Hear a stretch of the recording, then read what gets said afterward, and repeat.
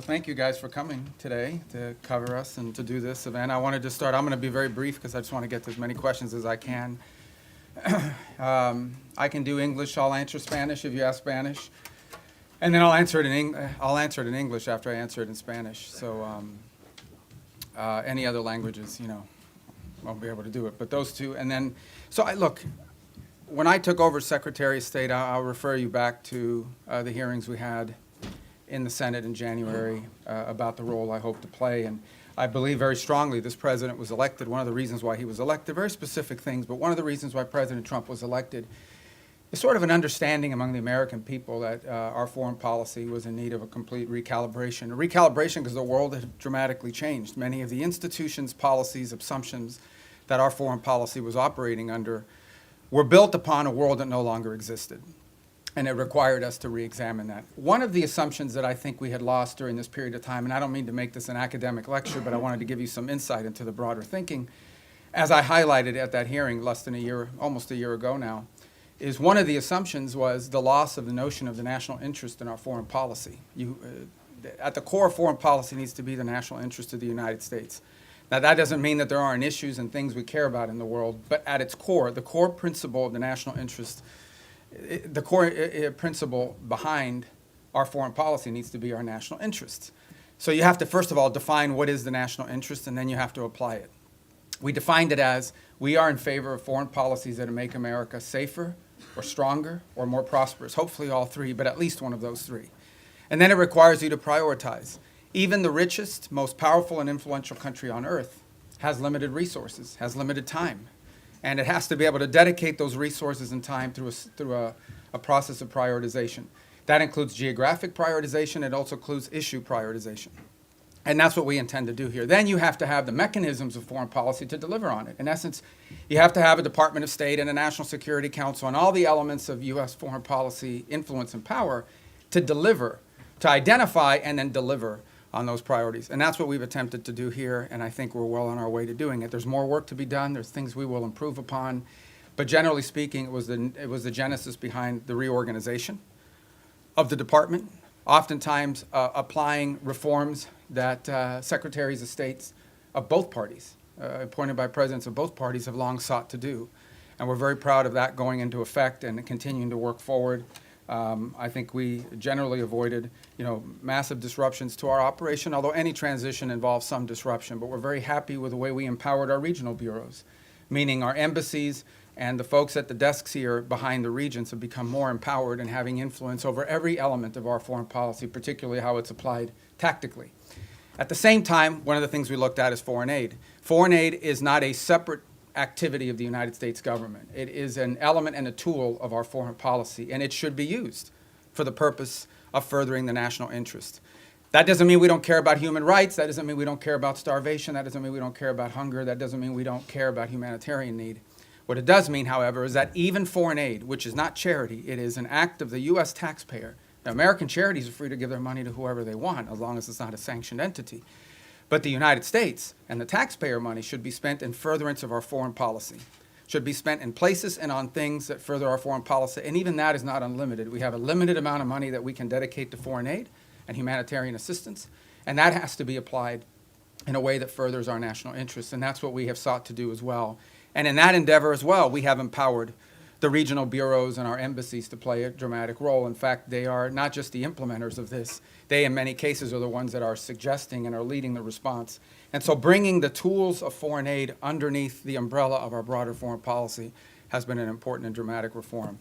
Even in the midst of all that, we remain engaged around the world, including in conflicts that perhaps are not central to everyday life in America, but the president has made it a priority to be a peacemaker. And so you've seen us engaged, whether it's Russia, Ukraine, or India and Pakistan, or Thailand and Cambodia, which is an ongoing challenge, or the tragedy we see now in Sudan, or the potential for further strife in South Sudan and that falling apart. I mean, no matter Armenia and Azerbaijan, we are always looking for opportunities, if possible, to play the role of a mediator that brings about the avoidance of war or the ending of conflicts. And obviously, in many of these cases, you can get people to the table and agree, and then there's the implementation process. And so we've made progress in many of these, particularly in getting them to agree to certain conditions. Obviously, it's ongoing work to make sure that those are implemented and applied. And some of these, conflicts have deep roots that go back many, many years. But we are prepared to be engaged and helpful in ways that perhaps other nations can't. We've been viewed as indispensable in that regard, and it's a role the president takes great pride in the promotion of peace around the world, and something he deserves a lot of credit for. He is personally engaged in all of this.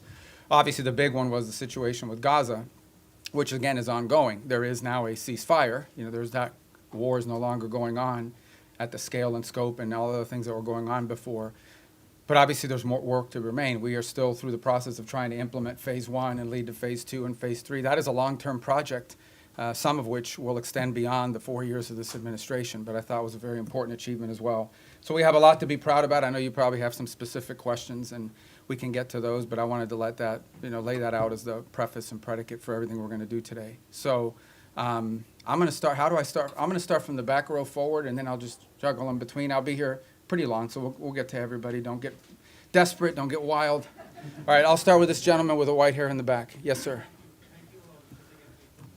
Ask you about Gaza. U.S. wants Pakistan troops to be in Gaza. Has U.S. got a consent from Pakistan that they will be sending their troops in Gaza for peace building and peacemaking? Yeah. Well, look, in fairness to all the countries we've talked to about being and having a presence on the ground, I think they want to know specifically, what the specific mandate it was, the funding mechanism looks like.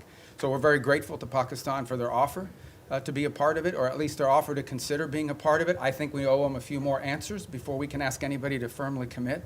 But I feel very confident that we have a number of nation states acceptable to all sides in this who are willing to step forward and be a part of that stabilization force. And certainly, Pakistan is key if they agree to do so.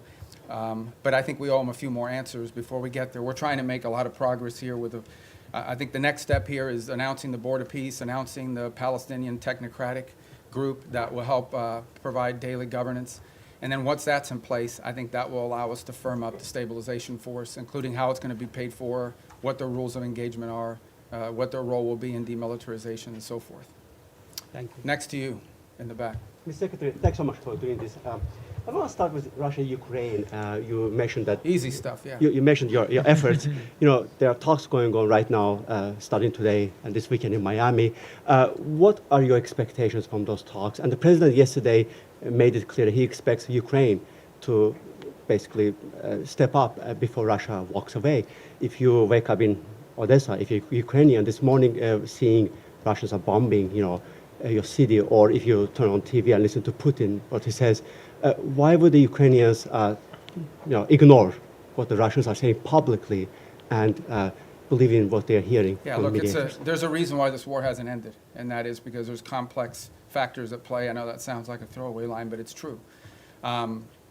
What we have tried to do in this entire process, and let's be clear about this. I mean, the United States is engaged in this. The president says this, and I'll translate what I think he's trying to say to you in all of this, and I think he's been pretty clear about it, is it's not our war. It's a war in another continent. We have equities, we have engagement in this war, but it's not our war per se. But we have been told by everybody, I think everybody would agree, that there's only one nation on earth, there's only one entity on earth that can actually talk to both sides and figure out whether there's a way to end this war peacefully. And that's the United States. And we've invested a lot of time, a lot of energy at the highest levels of our government. I believe, President Trump has had more meetings with foreign leaders and others on the war in Ukraine than on any other subject, including trade. He's invested a lot of time. Steve and Jared have invested time. I've invested time. The Vice President, the Secretary of War, others, Secretary of Treasury, and more have invested a tremendous amount of time and energy in this. And what we're trying to figure out here is what can Ukraine live with and what can Russia live with, sort of identify what both sides' positions are and see if we can sort of drive them towards each other to some agreement. Wars end generally in one of two ways. Surrender by one side for another, or a negotiated settlement. We don't see surrender anytime in the near future by either side, and so only a negotiated settlement gives us the opportunity to end this war. A negotiated settlement requires two things: both sides to get something out of it, and both sides to give something. And we're trying to figure out what can Russia give and what do they expect to get, what can Ukraine give and what can Ukraine expect to get. In the end, the decision will be up to Ukraine and up to Russia. It will not be up to the United States. So that's the role we are trying to play in this. And that's why you see so many meetings going on. This is not about imposing a deal on anybody. It is about determining what both sides expect and need to have and what both sides are prepared to give in return for it, and figuring out whether we can have those two overlap. And of course, that takes a lot of time and a lot of hard work. It can't generally be done in the media or in press conferences. I think we've made progress, but we have ways to go, and obviously the hardest issues are always the last issues. Yes, all right, I'm gonna go to the next row, that gentleman right there with the glasses. Well, right behind you, because you're not the next row, that's the next row, right there, yes. I'd like to ask how you Oh, I'm view. sorry, I didn't see, okay, Oh. go ahead, you can start. I thought I hadn't seen you, I'd seen him, but you can go, because you're first on that row. so. Okay, great. Thank you so As much. a well-oiled machine, ladies and gentlemen, so go ahead, I'm sorry, man. Thanks. I'd like to ask how you view recent escalation of tensions between Japan and China. You've been known for your tough rhetoric towards China over the years. Do you condemn China's recent provocative actions against Japan? Yeah, no, I think I've been nice to China, in terms of the work we have to do with them. And, I had another job. My job now is I represent the President of the United States and the United States in foreign diplomacy, and I think we've made good progress with the Chinese. The Japanese are a very close ally of the United States. I think these tensions are pre-existing. We understand that's one of the dynamics that has to be balanced in that region, and I believe that we feel very strongly that we can continue with our strong, firm partnership and alliance with Japan and do so in a way that continues to allow us to find productive ways to work together with the Chinese Communist Party and the Chinese government. Look, there'll be tensions, there's no doubt about it. I mean, at the end of the day, China is and it will continue to be a rich and powerful country and a factor in geopolitics. We have to have relations with them, we have to deal with them, we have to find the things we are able to work together on, and I think both sides are mature enough to recognize that there will be points of tension now and for the foreseeable future. Our job as part of responsible statecraft is to find opportunities to work together, because I think if there's a global challenge that China and the U.S. can work together on, I think we can solve it. And there'll be points of tension. We well recognize that, and our job is to balance these two things. I think both sides understand that. And I think we can do that without imperiling or in any way undermining our very firm commitment to our partners in the Indo-Pacific. That includes not just Japan, but South Korea, and obviously if you extend further out, I don't want to leave anybody out, but India and Australia and New Zealand and all the other countries. And we also have growing and burgeoning relationships with countries like Vietnam and even Cambodia that we really haven't had, very close contacts with historically. But we've talked to them a lot lately, obviously through the context of the conflict going on with Thailand, but also to figure out opportunities to work together strategically. And I say Thailand, of course, we've had a very long and strong strategic alliance with them for many years. All right, now, yes, sir. Thank you. Gracias, señor secretario. Dos puntos concretos en español. Bajo esta lógica hemisférica, ¿han considerado ampliar la presión más allá de Venezuela o Colombia a regímenes como los de Nicaragua o Cuba? Y segundo, esta semana en el Congreso se denunciaba que México está mandando decenas de buques petroleros a Cuba con la preocupación de que eso financia la dictadura. ¿Debería México reconsiderar esta política de asistencia al régimen cubano? I'm going to answer in Spanish if that's okay, guys, and then I'll do it in English as well. And does somebody do closed caption on this? Can they do it? It doesn't matter because I'm going to say the same thing in English. Mira, la amenaza más importante que existe en la región es estos grupos terroristas criminales. Es la amenaza que enfrenta a Colombia, la amenaza que enfrenta el hemisferio entero, pero es la raíz de la violencia en Ecuador, en México, en todo Centroamérica, en todos estos países. Es la amenaza más primordial de la región. Entonces tenemos gobiernos que cooperan en nuestros esfuerzos en contra de eso. Panamá, Costa Rica, Ecuador, El Salvador, la República Dominicana. No dejo a nadie fuera, pero son muchos que cooperan.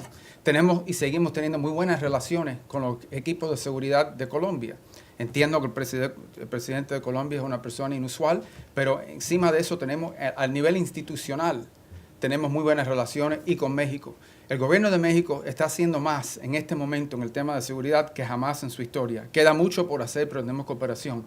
En el tema de Venezuela no tenemos eso, tenemos un régimen ilegítimo que no simplemente no coopera con Estados Unidos, sino coopera abiertamente con elementos criminales. Por ejemplo, el ELN y la FARC operan abiertamente desde territorio venezolano.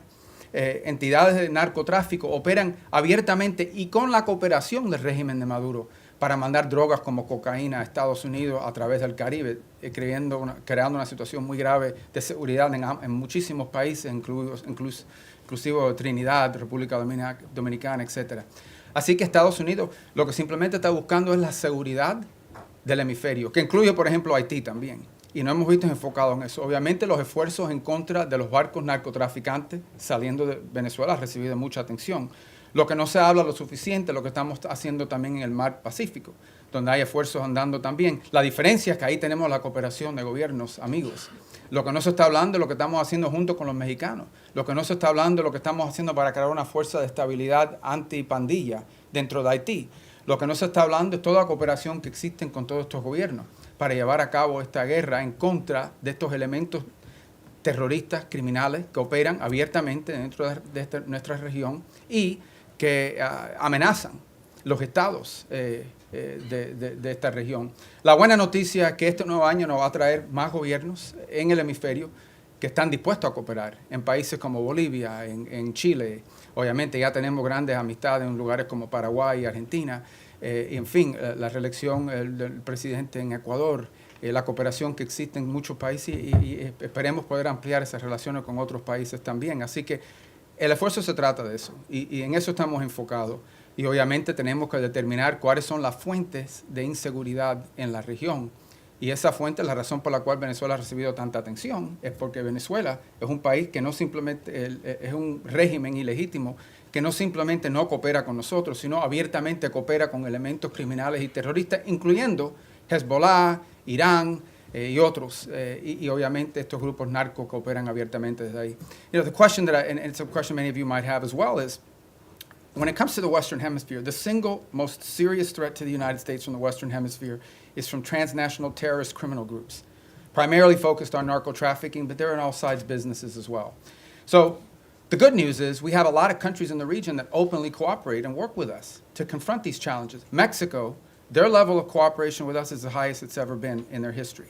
Throughout Central America, for the most part, except for maybe Nicaragua and to some extent Honduras, we've had great cooperation from Ecuador, from El Salvador, from Ecuador being in South America, but across the Pacific coast where we're also undertaking efforts. Guatemala, Costa Rica, Panama, these are all nations that cooperate with us openly in search of stability in the region. You move to the Caribbean basin, in Trinidad, in Guyana, in Jamaica, in the Dominican Republic, countries that openly cooperate with us. Even Colombia, despite its unusual president, has institutions in that country that work very closely with us, and those ties remain unimpeded and unaffected. So all of this is very positive. There's one place that doesn't cooperate, and it's the illegitimate regime in Venezuela. Not only do they not cooperate with us, they openly cooperate with terrorist and criminal elements. For example, they invite Hezbollah in Iran to operate from their territory. But they also allow the ELN and the FARC dissidents not just to operate from inside of Venezuelan territory, to control Venezuelan territory, unencumbered, unimpeded. On top of that, we know that they are in cahoots with drug trafficking organizations. It's not just that they don't work with us against these organizations. Okay? It's that they openly, cooperate with these guys and allow them to operate. So these guys are, marching in and out, doing whatever they want from Venezuelan territory, and it's a challenge. And so that's why that's received so much attention. But I would urge you to not just focus on that, but also focus on all the other things we're doing in the region, including, for example, standing up this gang suppression force in Haiti, which we were looking for 5,500 forces. We already have pledges of up to 7,500 forces from a variety of countries. We've seen donors step up to fund that effort. That's a very important effort. It all ties together cohesively. But the goal here is to bring security and stability to the hemisphere, to the region we live in, okay, which has not received enough attention. To bring the elements of American power to achieve that, to do it in partnership with as many countries as are willing to work with us in that regard. That's the goal here, and it's comprehensive and involves more than just one place. What makes Venezuela stand out is that the regime there actually cooperates with the terrorists. Yes, sir.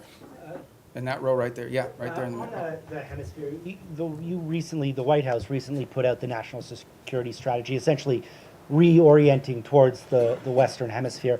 It was How good, is this right? strategy going to, Well, I was involved So in you can writing it. answer from both hats, I guess, exactly. But how is that strategy going to dictate your relationship with other hemispheric powers like Canada and Mexico? No, I mean, we want to partner with as many people. I mean, they face the same threats that we do. I mean, it's Mexican mayors that are being assassinated in public squares. It's Mexican journalists that are being assassinated. It's parts of Mexico and institutions in Mexico that in some cases are compromised, usually through threat. by these elements. They recognize it, which is why they're partnering with us. Of course, we want to work with other governments in the region to confront this challenge. And in most cases, we have cooperative places. Now, we don't have that from Nicaragua or Cuba, but obviously didn't have it historically from Bolivia. We hope and expect that that will change. And we certainly don't have that from the regime in Venezuela, who actually don't just not cooperate with us, they openly cooperate with narco-trafficking elements that use Venezuela as a transshipment point. Yes, ma'am. Yes, thank you, Mr. Secretary. Today you had the second round of direct negotiations between Lebanon and Israel.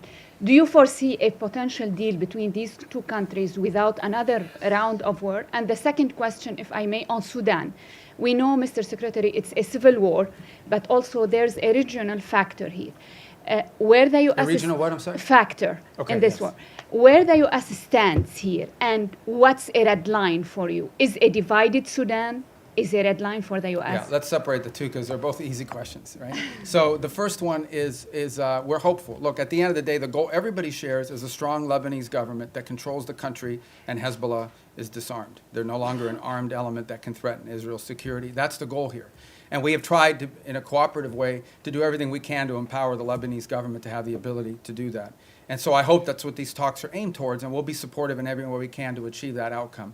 What I think is abundantly clear to everybody is no one is in favor of a Hezbollah that can once again threaten the region, act as a direct Iranian proxy, and obviously if they threaten Israel, we're not going to have peace. So we are hopeful that the talks between Lebanese authorities and the Israelis will create outlines and a way forward that prevents further conflict. I think I don't speak for the Israeli government. I can only tell you and echo what they've said publicly, and that is that if they feel threatened by Hezbollah, they will take actions in their defense against them. So we all would hope that we could avoid that, right? We would all hope that in order to have peace, you have to avoid that, and the best way to avoid it is to have a strong Lebanese government that can actually control the country, and that Hezbollah is no longer an armed threat to Israel or to the Lebanese state. And that's what we're committed to hoping to achieve. And we hope that, I can't speculate on what the talks will lead to, but we'll do everything we can to make them productive. On Sudan, you've rightfully outlined, I mean, there are regional elements to this. I mean, there are clearly both sides, you know, the SAF and the RSF have supporters from outside of Sudan's borders that are involved, and we've been engaging with those countries. It's not just countries that are providing them weaponry and equipment, it's also countries that are providing transshipment, particularly to the RSF to receive weapons, in some cases advanced weaponry. Our goal right now in the short term, and what we've emphasized to everybody, including in my calls with leaders in the UAE, leaders in Saudi Arabia, we're very engaged in that. Our special envoy, Mossad Boulos, just returned from the region, meeting with the Egyptians, with the Saudis, with the UAE, and others. We've also been in collaboration with the UK on some of this. Our goal, the immediate goal we have, is a cessation of hostilities, okay, a humanitarian truce going into the new year that allows humanitarian organizations to be able to deliver aid to the people in great distress. Right now, that's not possible. We are hearing, continue to see reports of humanitarian convoys actually being struck on their way in. And so you can just imagine what's amazing to us is these convoys are struck and the rest of the convoy continues. That's how committed these groups are. But what we said to everybody on it is that what's happening there is horrifying. It's atrocious. That one day the story of what's actually happened there is going to be known and everyone involved is going to look bad.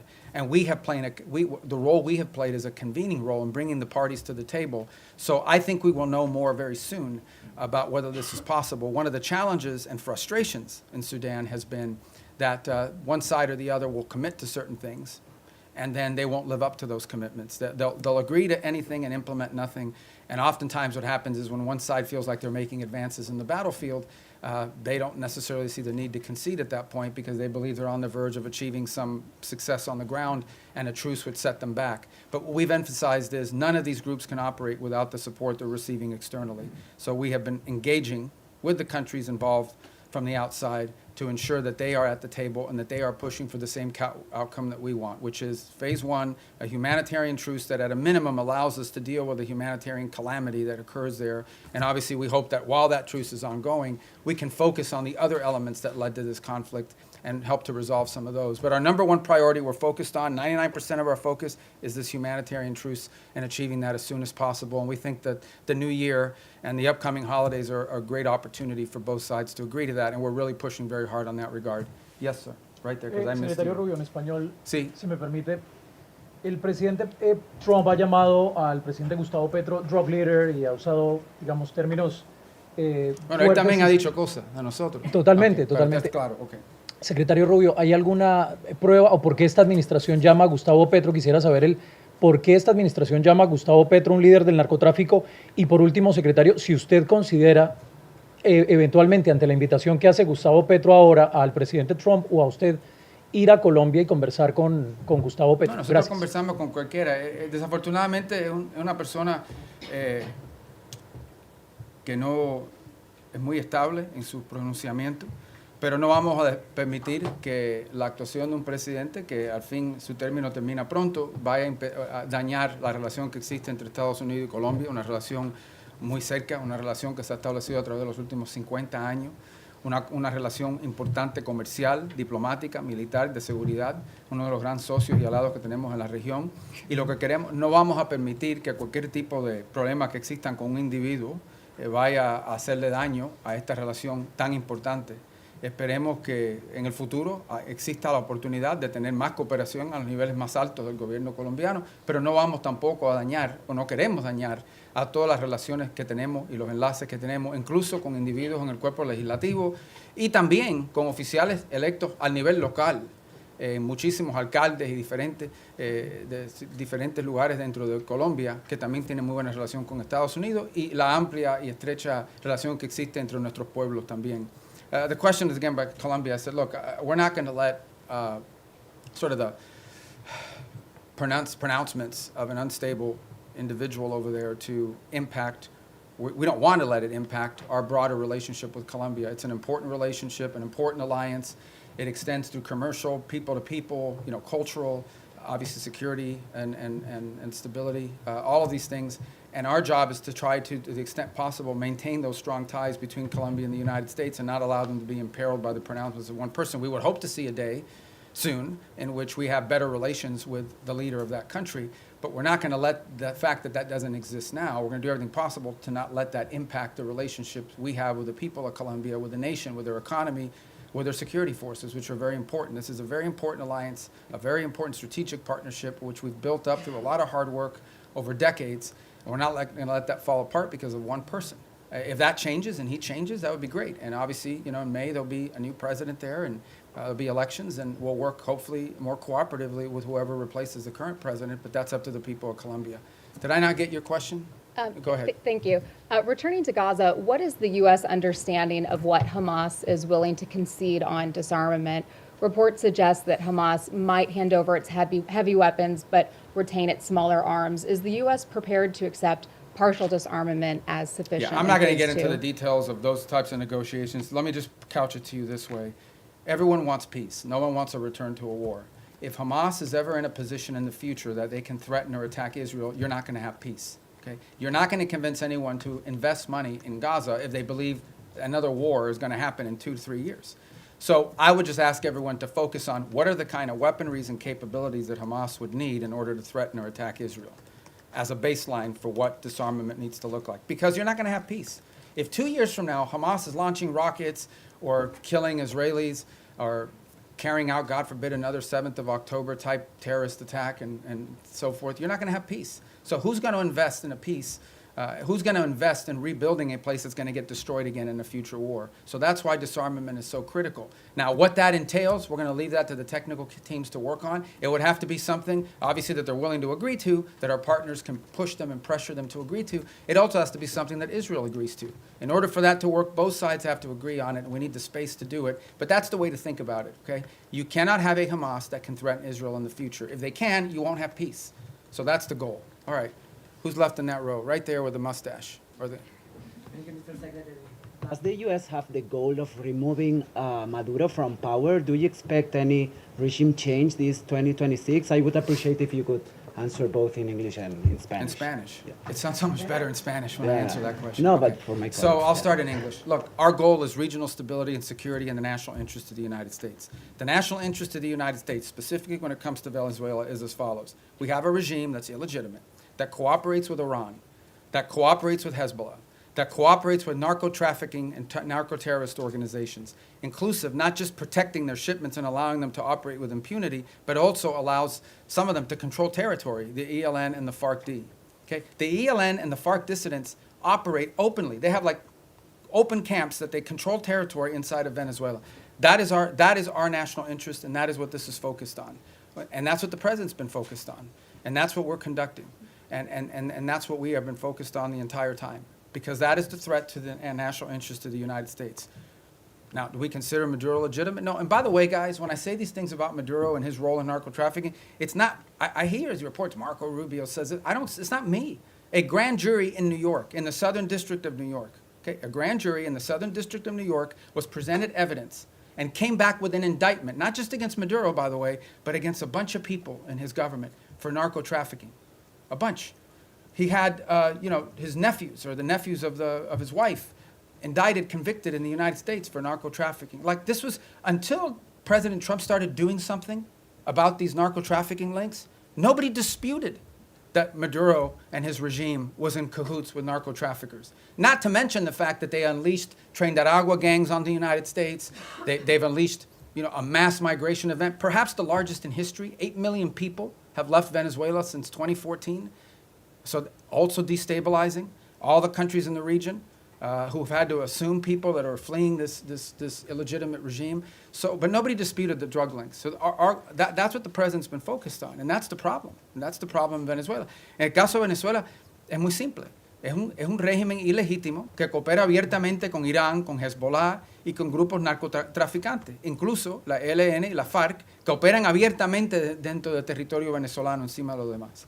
Entonces, la amenaza que enfrenta los Estados Unidos es eso, que tenemos un régimen ilegítimo que coopera abiertamente con elementos terroristas, y por eso consideramos el régimen de Maduro un régimen terrorista, cooperan abiertamente con elementos terroristas que amenazan la seguridad de Estados Unidos. Punto. Ese es nuestro interés y en eso estamos enfocados. Okay, next row right there, you. Yeah.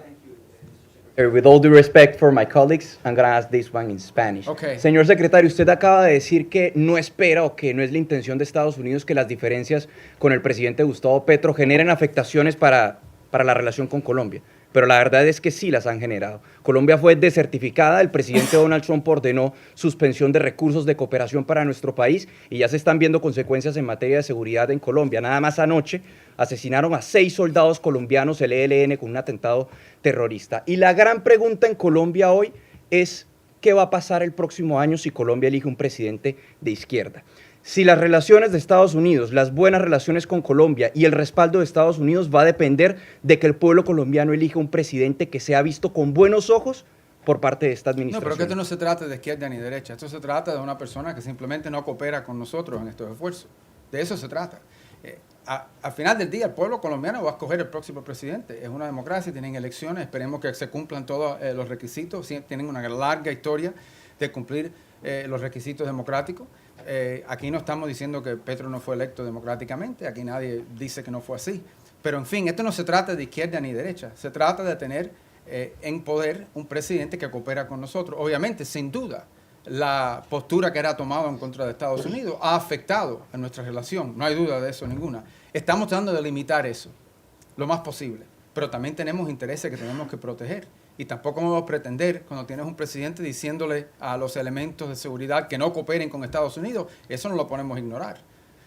Pero por otra parte, entendemos que tenemos dentro del sistema colombiano, incluso al nivel legislativo, en el Congreso, en el Senado, también alcaldes y otros líderes políticos de ese país que sí quieren buenas relaciones con Estados Unidos, y incluso líderes que no son de derecha, que son de izquierda, pero que entienden la importancia de esa relación.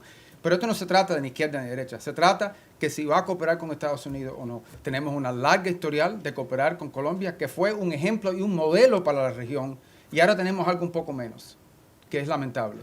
Ojalá que eso cambie. The question was about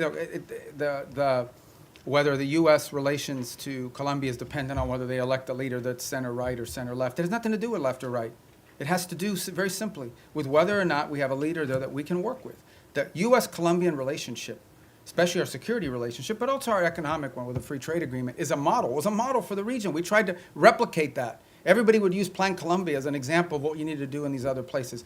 And we want to continue that. Now, no doubt, when you have the president of a country saying some of the things and ordering some of the things that he's ordered, it's going to have an impact on some of that relationship.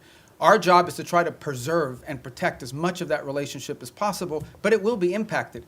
But it doesn't matter whether the next president is center right or center left. That's not the issue. The issue is whether the next president is someone who's going to, once again, cooperate with the United States and restart these relations. That's what we seek. And if President Petro changes in his stance, perhaps that could change as well. But if he doesn't, obviously, it'll be up to the people of Colombia to elect their next president. Yes, ma'am, right there in the middle. I don't want you guys to think I'm only picking the Spanish ones, okay? I actually don't know who any, well, there's a list here, but I can't even read it without these glasses. All right. Go ahead, I'm sorry. Perdón. Secretario Rubio, usted lleva años denunciando el régimen de Nicolás Maduro y estuvo, entiendo, hace poco en una conversación telefónica donde hablaron el presidente Trump y Nicolás Maduro. Quisiera preguntarle cómo sintió a Nicolás Maduro en esa conversación, usted que lo conoce desde hace años, pues su comportamiento, si siente que está acorralado como reportan los medios, si está abierto a irse a otro país a cambio de un indulto, si ustedes estarían pensando en reunirse con él. ¿Cómo fue esa conversación? O sea, ¿qué nos puede contar de el efecto que está teniendo sobre la presión? Yo no voy a comentar sobre ninguna conversación del presidente Trump con cualquiera del mundo, si existió o no existió. Yo no voy a comentar sobre eso. Voy a repetir lo que he dicho ya. Esto se trata de algo muy simple. Y esto se trata de los intereses nacionales de Estados Unidos. Y hay una amenaza regional que existe. Y en el caso de Venezuela no tenemos cooperación. Para empezar, que es un régimen ilegítimo. Segundo, que es un régimen que no coopera, es antiamericano en todos sus pronunciamientos y actuaciones. Y tercero, es un régimen que no solamente no coopera con nosotros, sino abiertamente coopera con elementos peligrosos, terroristas y criminales. Incluso ellos mismos lo son. Entonces es difícil llegar a un acuerdo con terroristas que están abiertamente cooperando con estos elementos peligrosos que amenazan la seguridad de Estados Unidos. Encima de eso no voy a especular más. Pero va a haber guerra, secretario, porque ahorita en Colombia todo el mundo se está levantando, en Venezuela, con la posibilidad de que haya una guerra entre Estados Unidos y Colombia. Nosotros estamos protegiendo el interés nacional de Estados Unidos. Yo creo que, en fin, ese es nuestro derecho. Y también le diré que en Colombia debe haber mucha preocupación, que ha habido un ataque el día antes de ayer, o fue ayer, de ELN, o la FARC, creo que fue ELN, y ¿de dónde operan ellos? Abiertamente, de territorio venezolano, abiertamente, como si fueran un país soberano, operando abiertamente dentro del territorio venezolano. It's the same question, guys, and that is, the bottom line is very simple. Our interest in Venezuela and in the region is the national interest of the United States, and in Venezuela we have an illegitimate regime that not only does not cooperate with the United States, but openly cooperates with narco-terrorists and others who threaten the national security of our country. The gentleman in the middle. I'm going to try to get to everybody, I promise. But you guys, by then, your questions will be Thank you, more Mr. Secretary. specific. You said a few moments ago that everyone wants peace for Gaza, and yet by any metric, the Israelis are flouting the ceasefire that President Trump negotiated by killing an average of 2 children a day, not allowing the agreed-upon humanitarian aid into Gaza. How long can this continue? How long can the Israelis be allowed to show such disrespect to President Trump? Well, look, that's your characterization of it about the term disrespect. What I would say is this. This was, first of all, it was a miracle that it happened in the first place. We all understand how difficult it was for that to come to the conclusion that it did, where the bombing and everything else, the scale and scope of what we saw ended, all the hostages were released, and we have relative peace right now for the most part, despite the things you're pointing to. That was very difficult. But this is not easy. Peace is a verb. It's an action. It's not a sentiment. Every single day will bring challenges. Every single day. We also have had instances, for example, over the last couple of weeks, where Hamas elements emerged from a tunnel, attached an explosive device to the side of a vehicle, and injured and almost killed Israeli soldiers. We still have this threat. We still have and see every single day Hamas openly taking steps to strengthen themselves within inside of those places in Gaza that they still control. We saw early on the atrocities they were committing in the streets against people as they were trying to show people how strong they were. So I don't think I'm standing here to tell you this is going to be easy. This is an hour-by-hour, day-by-day challenge. It's one of the reasons why we have stood up this center there in operating in Israel, in partnership as well with another cell that exists in a regional country. It's why every single day there are meetings among both intelligence, diplomatic, and military officials of multiple countries that help bring about this deal to manage this. And that's why it is so critical. It is so critical and so key that we move to complete this first phase, that we move to put in place the border peace, get everybody agree to be a part of it, move to put in place this Palestinian technocratic organization so that they can begin to provide some governance structure and move to put in place the stabilization force. That's the goal here, but it's not going to be easy. Every day will bring new challenges to that, and we recognize those challenges are coming from all sides. Very quick follow-up there, but who's going to want to be a part of a stabilization force if Israel is effectively using Gaza as a free fire zone? Well, these are the things these are the things that we're working through right now. That's why it didn't happen yesterday. That's why we didn't, I don't mean yesterday literally, that means why we're not there yet. This is the hard work of diplomacy and peacemaking.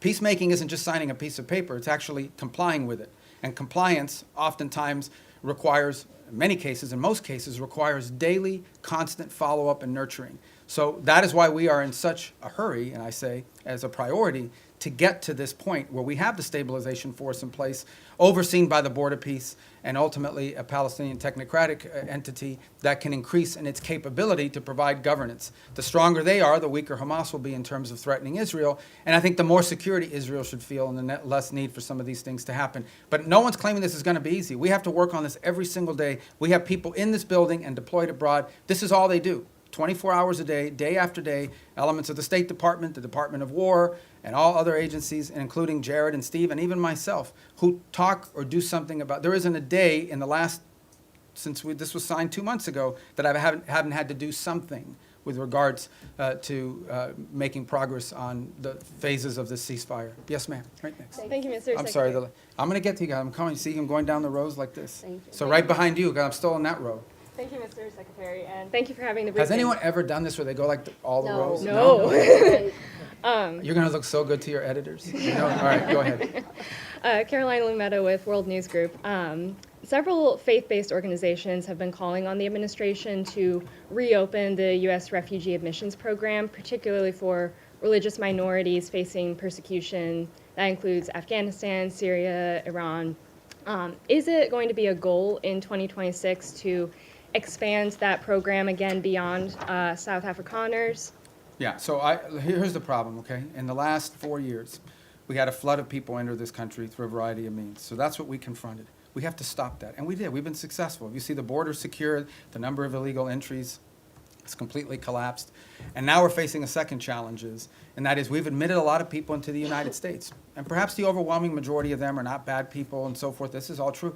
But there are people, we know, okay, for a fact, that there are people in this country who got in through some form of vetting that was wholly insufficient. And we've seen tragic evidence of that very recently, including people that we claim to have vetted. So, why does that happen? Because there are some places where you can't vet people. You can only vet people on the basis of information you have about them. But that information is oftentimes dependent on whether there's some local authority that actually has any information about them. Okay, so that is the challenge we're facing, which is why the president has sort of put a stop to all of these things until these systems for admitting people into our country can be improved. But I think everyone would understand that after a flood of 15 to 20 million people into our country, almost unrestrained in some extent, over the last 4 years before taking over in January of this year, there's a desire in our country to put a stop to that until we can fix these processes to ensure that not only do we know who's in the country now, but in the future, we're not going to face some of these challenges that we faced in the past. So, look, the United States remains the most generous country in the world when it comes to legal immigration. This year alone, close to 1 million people will enter this country legally and have their green card and go to war.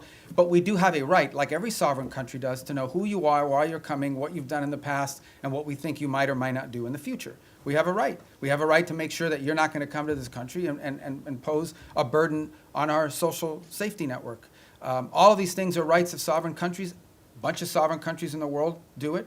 Most of the countries in the world have far more restrictive immigration policies than the United States has ever had. But we are in a special period right now. This is not like business as usual. This is, right now, we are less than a year removed from the most reckless migratory incompetence in American history, where a flood of people and mass migration events entered the United States. And they can claim all they want that they vetted people. This is just not true.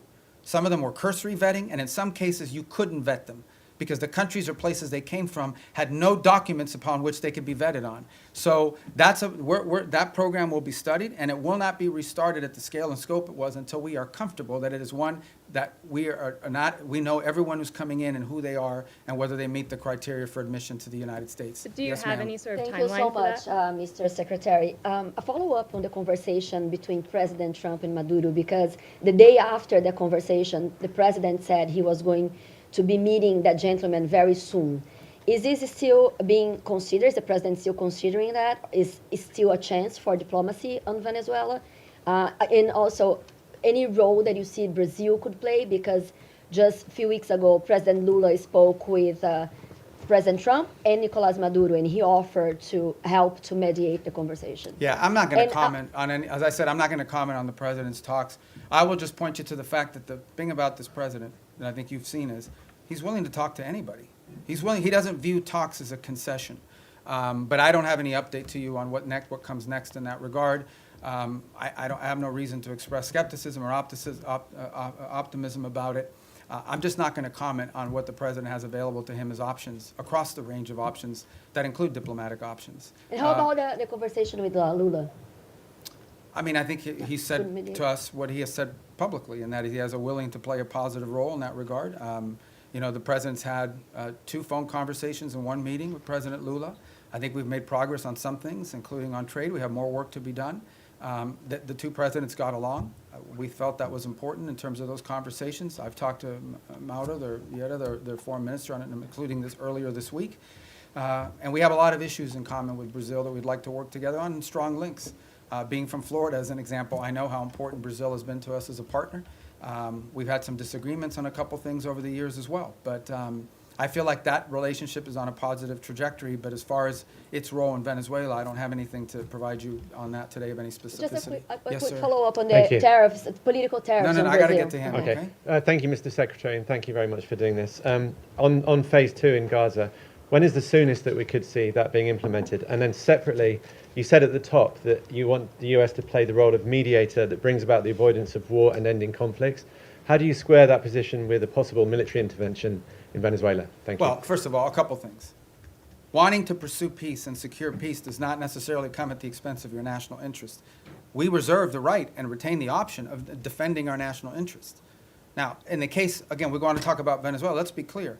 Maduro has made multiple deals with elements around the world, including with the Biden administration. Okay, Maduro made a deal with the Biden administration, and here's the deal he made. And I only say this to you not because we want to get back to that deal, but just as an example of why the guy cannot be trusted to keep deals. It's a problem. Okay, somebody, breaks deals multiple times. You have a right to be skeptical they're ever going to keep the deal. He made a deal, and as part of that deal, they lifted sanctions. They released his 2 nephews from federal custody after their conviction. They sent back his bagman, Alex Saab, and all these sorts of things. He released political prisoners, and he promised to have free and fair elections. He didn't have free and fair elections. He rearrested or exiled most of those political prisoners, so he pocketed all the benefits and lived to none of those commitments. So, look, it's hard to have and do a deal with someone who never keeps a deal. Now, on the broader perspective of what you're asking about, let's be mature here. Yes, there are issues where we want to pursue peace if that is possible, but we also have our national interest. If we're not going to reach a peace deal with narco-trafficking bans. We're not. We can't reach a peace deal with MS-13. We can't reach a peace deal with Tren de Aragua. We can't reach a peace deal with the ELN or the FARC that are still pumping drugs into the United States or any of their cartels in Mexico. You can't do a peace deal with these people any more than you could do a peace deal with the mafia.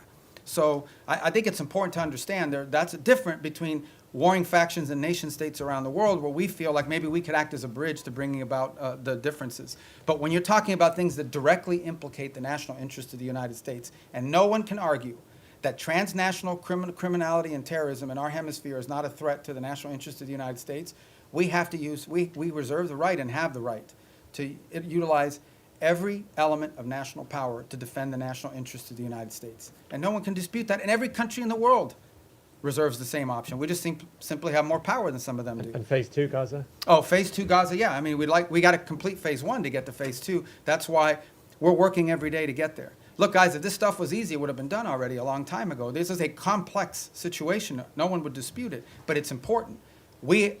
What we achieved already, what the president achieved ending that war already was something no one thought was possible.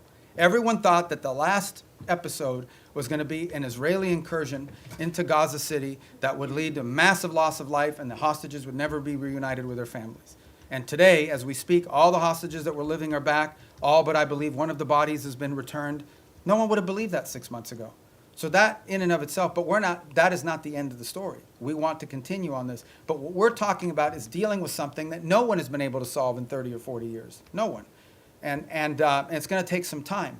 But I feel generally optimistic that we have the right people at the table with the right motivations to make it happen. But no one is claiming to you that this is going to be just a straight up trajectory. It's going to have its ups and downs. It's going to have its, good days and bad days. The important point is that the momentum and the trajectory on it is a positive trajectory. And we're investing, high levels of our government every day in trying to make that happen. But we can't do it alone. We have all these other partners that we have to include. So I would focus you on, let's get the board of peace in place and announced. Let's get the technocratic Palestinian group in place. And then let's get the stabilization force in place. And then we can move on to the other elements, the phase 2 and phase 3 of the plan, that hopefully will be what will be enduring. And the work of putting phase 2 and phase 3 in place is going to extend far beyond the next 3 years. I mean, this is a generational commitment. But we want to leave those pieces in place for the next administration to continue to build upon, even as we achieve phase 1 and parts of phase 2 during this administration. Yes, ma'am. Yeah, Mr. Secretary, some of your former Democratic former Senate colleagues who considered you one of their most trusted bipartisan partners have, since you joined the Trump administration, accused you of abandoning some of your former principles and positions. And 3 or 4 have said they regret voting for you. Well, I had 99 votes. I could have spared 4. What's your response to that? And more importantly, how do you think about building and maintaining bipartisan consensus and cooperation on foreign policy at this moment, especially because that will be necessary to sustain President Trump's legacy after he leaves office? I mean, we live in a very different time, unfortunately. I engage with senators, for example, from both parties. We saw a bunch of them the other day all the time. And obviously, but politics today is very different than it was 10 or 20 years ago. It just is. I'm not in that anymore. I'm no longer in a political office, but I know political offices. I served 14 years in the Senate, and politics is real, right? I mean, there's also not a lot of benefit to a Democratic senator saying what a great guy Marco Rubio is in this current political environment, or anyone in the Trump administration for that matter. So all I will tell you is I get up every day, we go to work, we get work done, we do cooperate and work with. They don't always agree with everything we're doing, but I have a lot of people in the Senate, particularly chairmen of key committees that we interact with. There's things people can say and do in the public that because of politics in private that they can't say or do in public. But I don't know what else to comment on that other than one more point, and that is, I think this is important. I think people have lost sort of their mindset here a little bit, okay? The foreign policy, the State Department is not its own government, okay? The Secretary of State is not its own government. I'm appointed by the President, confirmed by the Senate, and then, or nominated by the President, confirmed by the Senate, and then appointed by the President. But at the end of the day, the person the people of the United States elected to be the President of the United States and the Commander-in-Chief is Donald J. Trump. That's who they elected.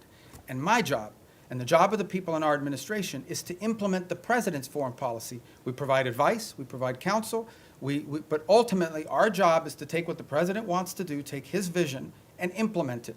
Come up with options for implementing the President's vision. That's my job today. When I was a senator, I represented the state of Florida.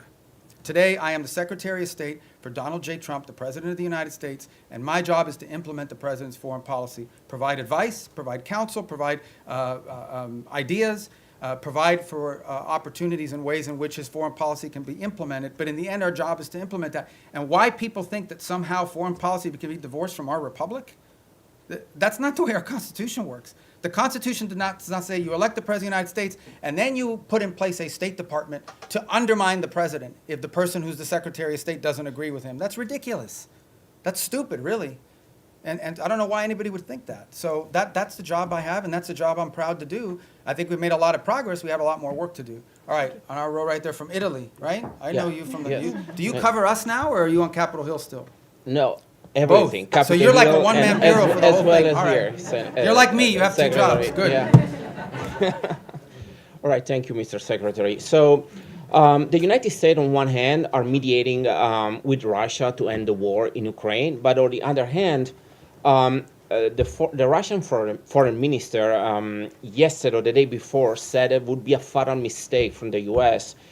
To block the oil tanks from Venezuela and trying to overthrow the Maduro regime. So what kind of what's the assess that you're doing, and are there any safeguards in place to avoid escalation with Russia? And then I have another question about the Hezbollah, sir. Yeah, we're not concerned about an escalation with Russia with regards to Venezuela.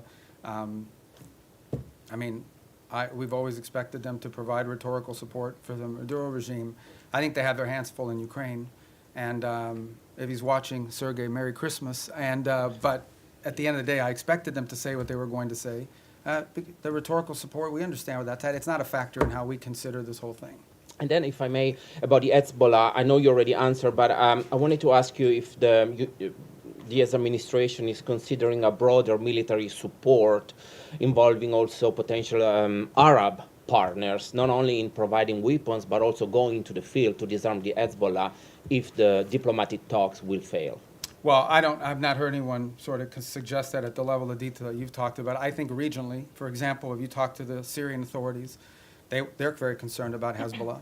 I think most of the countries in the Gulf region view Hezbollah as an agent of Iranian influence and Iranian action. But as far as what you're discussing, which is sort of a coalition of armed units going into Lebanon to disarm Hezbollah, I've not heard that proposed by anybody. Perhaps you have, but I haven't, and that's not certainly something we've been... Senator Graham okay. was talking about Lindsey, this one at of the my former Congress. colleagues, yeah. Well, you should ask Lindsey about how he's going to put that together, because, but we just haven't heard it. I'm not saying you may not hear that one day in the future, but I think what is clear, and I think maybe perhaps what Lindsey is speaking to, is that it is clear that if you talk to leaders in the region in all these countries, they all have the same goal, perhaps not, which is to ensure that Hezbollah can no longer play the role that they've played in the past, not just threatening Israel, but being an agent, an open agent, really a proxy of Iranian influence in the region. All right. Thank you. Next. I didn't get to you. Oh, I'm in the new row. Okay, go ahead. Okay, thank you so much, sir. You have previously said in the past that you and the administration are committed to fixing the backlog of visas for foreign-born priests and other religious workers, whether that be through the Religious Workforce Act, or through maybe a standalone process. Is there any update you can give on the status of that and what's being done to Yeah, I think we'll have hopefully more to fix this announce issue? on that early next month. Okay. Yeah, early next month. Okay. We've worked closely with a lot of the religious authorities to do that. Obviously, depending on the denomination, we're not discriminating in favor of one versus another. Mhm. Some denominations are more professionalized in terms of what they're able to provide us with and sort of information versus others. Some of it depends the country they're coming from, because, we have to be careful not to be waiving, we have country-specific requirements depending on the country they're coming from. But I think we have a good plan in place to put that into effect. And I know we've worked with a number of denominations in that process. Obviously, one of the big users of that system is the Catholic Church in the U.S., and so we've worked with the Conference of Bishops. And I think we're going to get to a good place. We don't have it ready yet. All this takes time to put together, but we're moving quickly, and I think we'll have something positive about that at some point next month, hopefully in the early part of next month. Thank you Yes, so sir. much. Thanks, Mr. Secretary. White House Chief of Staff Susie Wiles said that the U.S. would need congressional approval to conduct ground strikes in Venezuela. Do you share that view? And in your response today on regime change, Wiles already acknowledged that the point of the boat strikes was to pressure Maduro, i.e. have him leave. Why not just acknowledge that this is a regime change? Do you have the quote she said? That this is but do you have the quote? To cry uncle. Yeah, was so, the okay, quote, yeah. so cry uncle, all right? I guess in Spanish you would have to say tío. But I think, I don't know how that, you can interpret it any way you want. But at the end of the day, it is clear that the current status quo with the Venezuelan regime is intolerable for the United States. The status quo, that they operate and cooperate with terrorist organizations against the national interest of the United States. Not just cooperate, but partner with and participate in activities that threaten the national interest of the United States. So yes, our goal is to change that dynamic. And that's why the president's doing what he's doing. Change that dynamic by ensuring that no one wants to get on drug boats anymore. People were just going out there, openly without any fear of the reaper.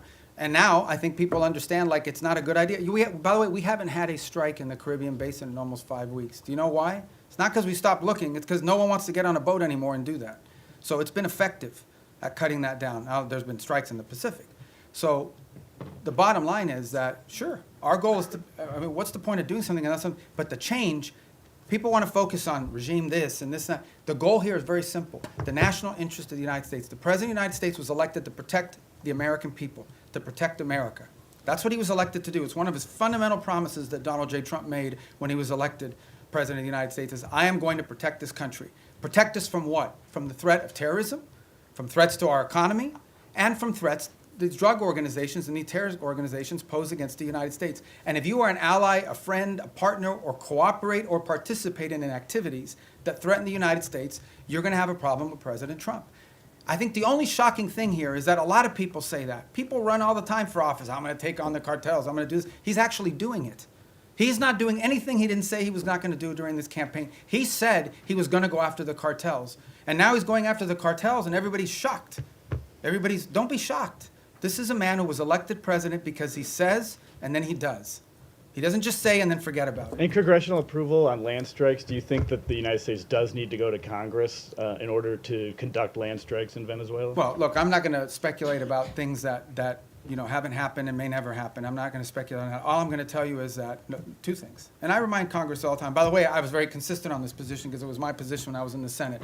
Number one, no administration, Republican or Democrat, has ever accepted the War Powers Act as being constitutional. That said, multiple administrations, including this one, have sought congressional approval and or certainly congressional notification of actions taken. Why?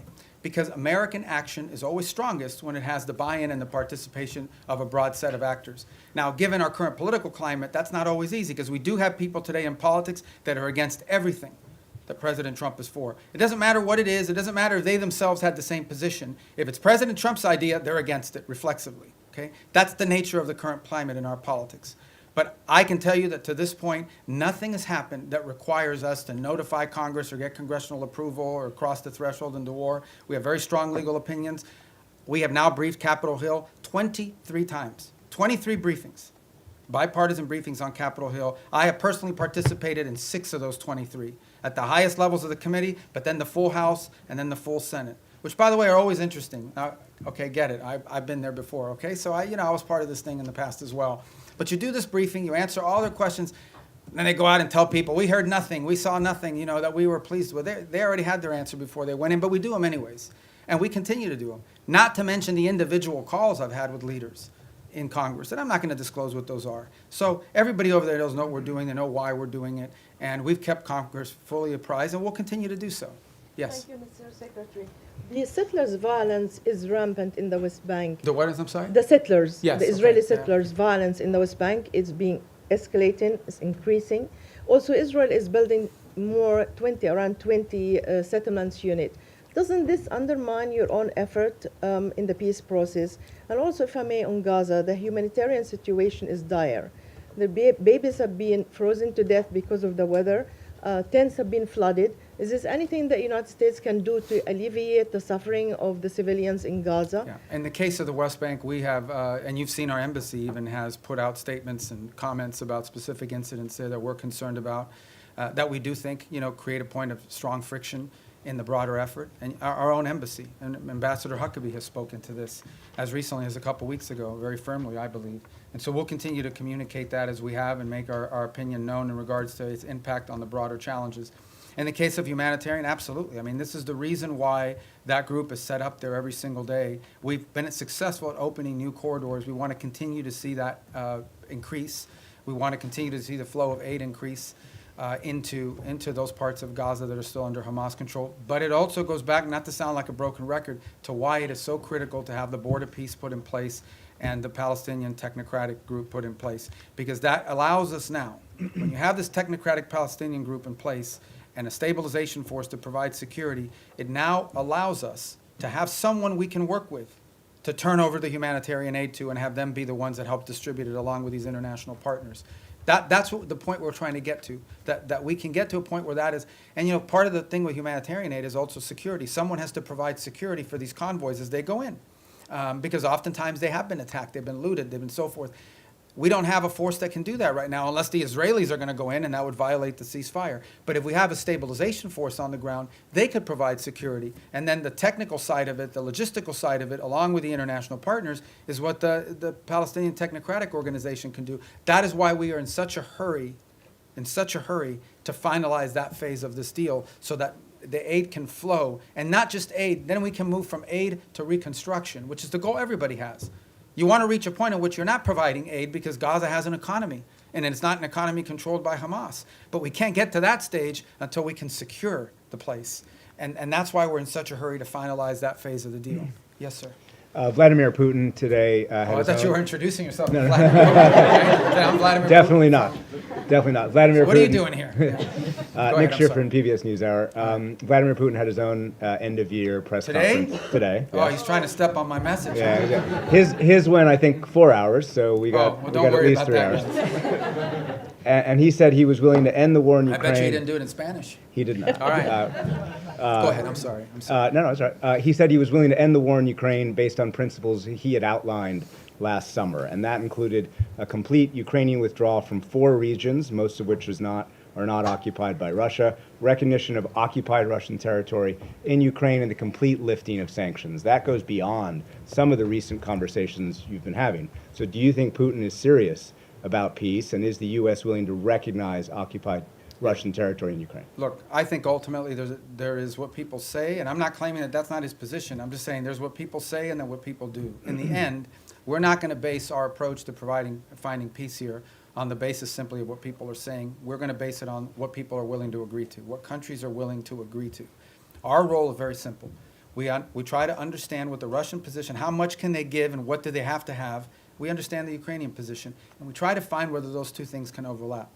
Maybe that happens this week. Maybe that happens next month.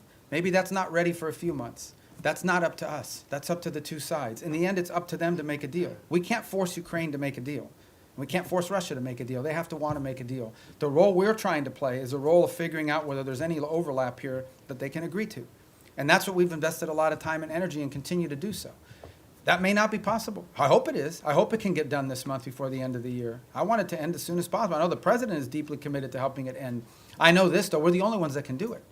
If we were not involved, no one would be talking to both sides. The UN can't do it. But who else is going to do it? Nobody in Europe can do it. So I think I think the one thing people should have is an expression of gratitude that President Trump is willing to continue to engage in this despite the fact that we haven't yet gotten the outcome that he hopes to have, because no one else could do it. And so that's what we're trying to do here. So this whole narrative that we're trying to force something on Ukraine is silly. We can't there's no peace deal that Ukraine, there is no peace deal unless Ukraine agrees to it. But there's also no peace deal unless Russia agrees to it. We are just trying to find whether there's common ground that we can make happen. And maybe that's not possible. Maybe it is. Maybe that's not possible right now. But we don't think our work could potentially serve as a baseline for that in the future. Maybe it is possible now. We're going to continue to test it and see where we can get to. Is the U.S. willing to recognize occupied territory? I'm not going to speak on any specifics of any deal because we're not going to be able to negotiate a peace deal, especially one like this, in the media. Suffice it to say, let me just put it to you this way. There can't be a peace deal unless Ukraine agrees to it. And there can't be a peace deal, of course, unless Russia agrees to it. But remember that. Any peace deal is one that Ukraine has to agree to because they're a combatant. If Ukraine says we don't agree to it, there won't be peace.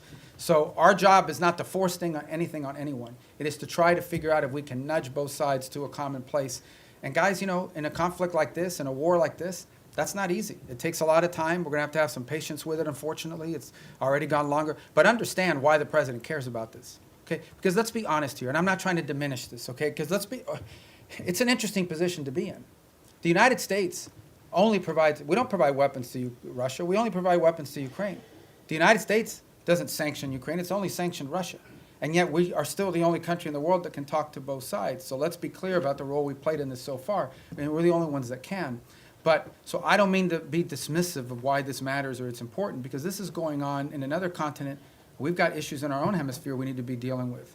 That if you were to ask prioritization, I would argue that something in our hemisphere from our national interest is more important than something in another continent. But it doesn't make Ukraine and Russia unimportant. We care about it. That's why we're involved in it. But by the same token, why does the president care? I'll tell you why. This week, 9,000 people will die, including like 5,000 or 6,000 weekly Russian casualties, okay, in a war. This is a bloody, nasty conflict. In the same time, the entire electric grid, the entire infrastructure of Ukraine is being destroyed almost as fast as it's being rebuilt. Every week that goes by, the cost of rebuilding that country gets exponentially higher. It is now becoming generational reconstruction. This is a very damaging war that's going to have incredible implications. There are now hundreds of thousands of Ukrainians, probably maybe in millions, who have not lived in Ukraine in years. They've been displaced to other countries. The implications of this long-term for Ukraine are dramatic, and for Russia too, but for Ukraine, if we're focused on them. This is why the president wants to end it. He thinks it's a bloody, nasty, horrifying war, and he doesn't like wars. He really doesn't like wars. He thinks they're a waste of money, time, and talent. and he wants this one to end. And we're doing everything we can to end it. And it may or may not be possible, but we're certainly going to keep trying. Yes, sir. Thank you. I promise you we're going to go through here. Do you have a deadline or something? I know, but let me get to the roads, because if I break up the road thing, you're going to screw up the whole plan I have for today. Go ahead. Thanks, Mr. Secretary. If I can turn internally for a moment, a recent survey by the American Foreign Service Association found strikingly low morale among career diplomats in the U.S., some of whom reported that they feel like they can't freely express their opinions, that their candidate input is not welcome, and many of them are saying that they're actually thinking about career changes. I know you talked at the top about how change can be disruptive, but I wonder, how much does this concern you?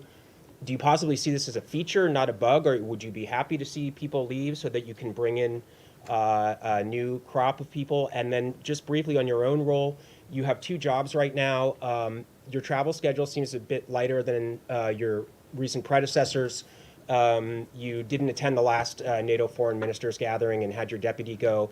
Are you fully performing the job of Secretary of State? Are you more of a national security advisor than a Secretary of State? Can you talk about that? Well, first of all, on the travel schedule, we have a lot of leaders keep coming here, too. So you talk about NATO, great example on NATO. I already went to a NATO meeting this year of all the foreign ministers. Then I went to the leaders meeting, which not all the foreign ministers were at. And then on top of that, that week is the week we had Rwanda and the DRC coming to the United States on a deal that I was working in. So as far as the travel schedule is concerned, we have a lot of leaders constantly coming here. We have leader meetings every single week for the most part up until last week. So there's a lot of work to be done. On the Foreign Service, we have very talented people here. I saw that report somewhere. That's from the union. It's from a union survey. All I can tell you is that today Foreign Service officers are more empowered at the regional bureau than they've ever been. I get descent cables. I get cables every day from all over the world that provide the baseline for a lot of the ideas that we pursue. There isn't a week that goes by that I don't send back 2 or 3 cables with notes about, let's turn this into a policy proposal. We are changing this place so that it is our missions in the field that are not just driving directives from the top down, but also ideas from the bottom up. And I'm very proud of that, and I think that's going to lead and pay huge dividends for future secretaries of state long after I'm gone. So, yes, sir. Thank you, Secretary. Human rights organizations report that 2025 has seen the highest number of executions in the Islamic Republic of Iran in over 2 decades. What specific new measures is the State Department taking to ensure that human rights abuses, specifically this surge of state-sanctioned execution, do not become a secondary priority in your dealings with Tehran? Well, ultimately, look, we have very deep systemic disagreements with the regime in Iran. And it's part of one of, if not the most sanctioned country in the world, one of the most sanctioned countries in the world. There isn't a week that goes by, or at least 2-3 times a month, I'm authorizing some new sanction on some new entity related to Iran. I don't think anyone could argue that this administration has been friendly towards them. So we continue to feature these things because it tells us about who they are. In the case of some of these executions that you're talking about, some of them, by the way, were in the aftermath of the war with Israel, where they went through and have jailed people and accused people of being informants and spies and things of that nature. But we're under no illusion, and every year we put out a report that outlines this, and we've been pretty consistent in our messaging. Our problem with the Iranian regime isn't simply, obviously it's predominantly their desire to acquire nuclear weapons, their sponsorship of terrorism, but it's ultimately the treatment of their own people. I said it in my hearing a year ago in the Senate, I say it now, I know of no nation on earth where there is such a difference between a regime that governs the country and the people who live there every single day. That regime is not reflective of the people who live in Iran, who are the inheritors of a proud and long cultural legacy and a proud history. And then you've got a clerical radical regime that has driven and taken the wealth of that country and used it not to enrich secure their people and their future, not to make sure they have enough water and electricity. They've used their money to sponsor terrorist organizations all over the world. That's what they've used their money for. So we're going to continue to consistently point that out. Secretary, second question. I'm sorry, I got to go because I'm getting everybody today. Regarding Europe, you said that Europe was not going to be able to mediate between Russia and Ukraine. There's been some disengagement. There's some push within the European Union to either not comply with the increase in defense spending that the United States has been promoting, or also some European countries like Spain promoting closer ties to China, or going to China, or inviting more investment from China, or even Chinese technology in critical infrastructure. Are you concerned at all about this path? And No, I mean, the country's made a commitment in NATO at a meeting I was at, where they made the 5% pledge, which is a dramatic and historic pledge, with the exception of Spain, of course, who didn't make that pledge. And we've had no indication from any of the countries that agreed to that they're not going to do it, because it's in their own interest. I mean, it's in their own interest. Bottom line is, increasing their defense capacity is in their interest, because it's their defense. As far as like opening up to China, look, one of the biggest problems Europe faces is they're being flooded with cheap Chinese goods, including Chinese cars. They're being flooded. Their own industrial base is under attack by unfair Chinese practices economically. So, I don't know what the rhetoric you're pointing to or the examples, but I mean, that's a threat that Europe faces, and they need a rebalancing as well. They're also, like we are, experiencing disruptions to supply chains and things at the economic realm that are very problematic and dangerous for national security. So we would expect them to act at their national interests, both continentally and individually as their own countries. All right, we got to speed it up. Yes, ma'am. Hi, Annalise Nielsen from Sky News Australia.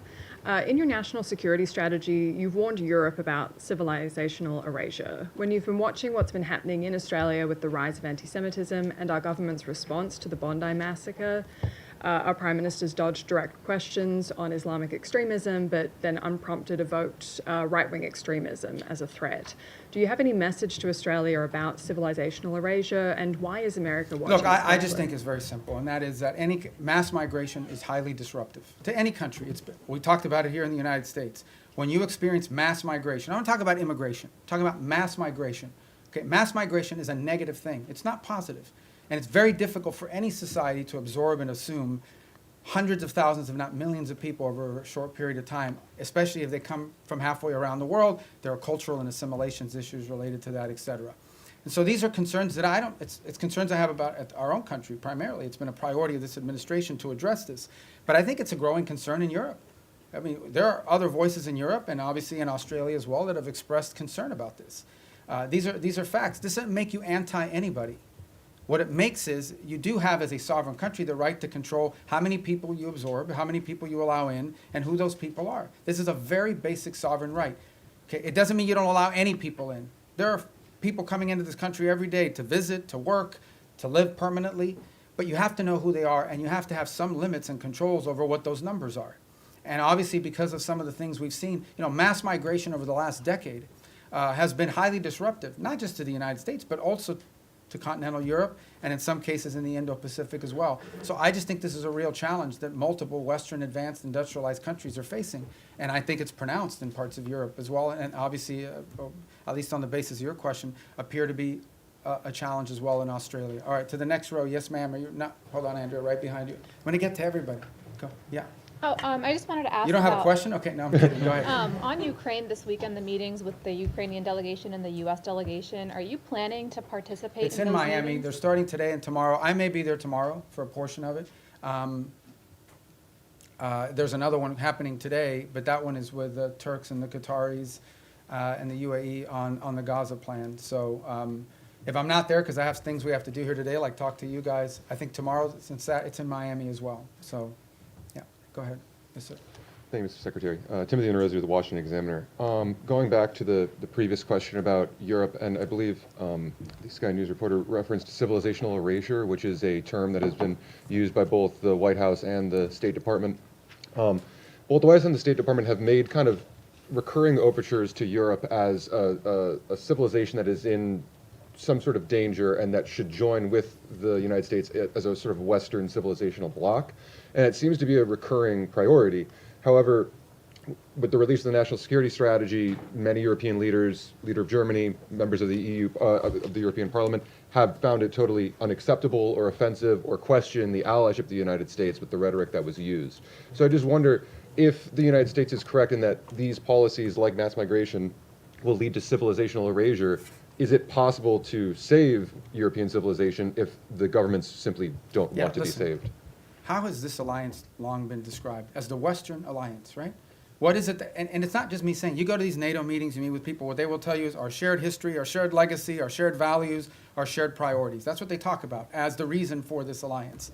Well, if you erase your shared history, your shared culture, your shared ideology, your shared priorities, your shared principles, then you just have a straight up defense agreement. That's all you have.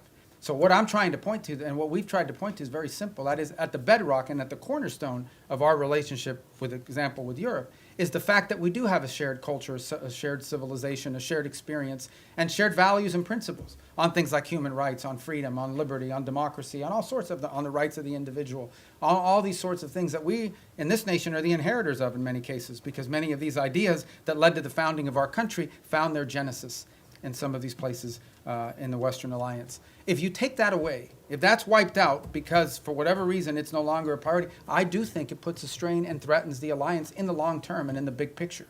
Now, whatever internal politics causes people to dispute this, I'm not going to comment on, other than to tell you that I do think that at the core of these special relationships we have is the fact that we have shared history, shared values, shared civilizational principles that we should be unapologetic about. This is a nation that was founded on Western principles.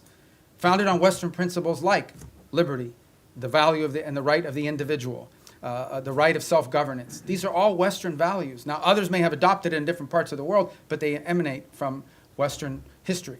And it's something that we should be unapologetic about. Why would we be apologetic about it? Anyone who doesn't recognize, for example, that many of the features of our system of government find their root in Roman and Greek history is a fool. Is a fool. It's just not true. And so I think that we need to understand and embrace that, not negate it. And I think that's what we're pointing to here, is that we are concerned that particularly in parts of Western Europe, those things that underpin our alliance and our tie to them could be under threat in the long term. And by the way, there are leaders in those countries that recognize that as well. Some say it openly, some say it privately. In the eastern and southern part of Europe, they're much more open about it. Nonetheless, it is a factor that needs to be addressed. Yes, ma'am. Was the New York Post. So you said earlier that you don't see a surrender happening anytime soon when it comes to Ukraine and Russia. Putin says he will accept nothing less than an unconditional surrender, but if this latest intensive push for peace talks fails, is there anything that the U.S. can do to make Russia want to end its war? And then secondly, some of the most major foreign policy issues from Venezuela, Iran, Ukraine, Israel, have been assigned special envoys who do not report directly to the State Department, which obviously has a larger view of how these conflicts affect each other. How intimately has State been involved with these envoys' strategies and actions this year? And do you see State taking a larger role in these kind of day-to-day negotiations? I disagree with the premise of your question. I mean, every envoy that's been involved in all these critical issues, I personally work with very closely. I talk to them 4 or 5 times a day, or meet with them, or they're in the White House, or they're here, primarily in the White House, or they're involved in the same meetings we're involved in.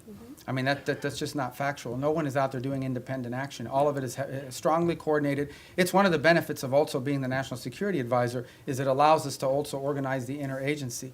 Every single one of these envoys, I speak about Steve Woodcock in particular, who's a phenomenal person, very smart, very talented, who dedicates, he doesn't get paid to do this job, he does it for free.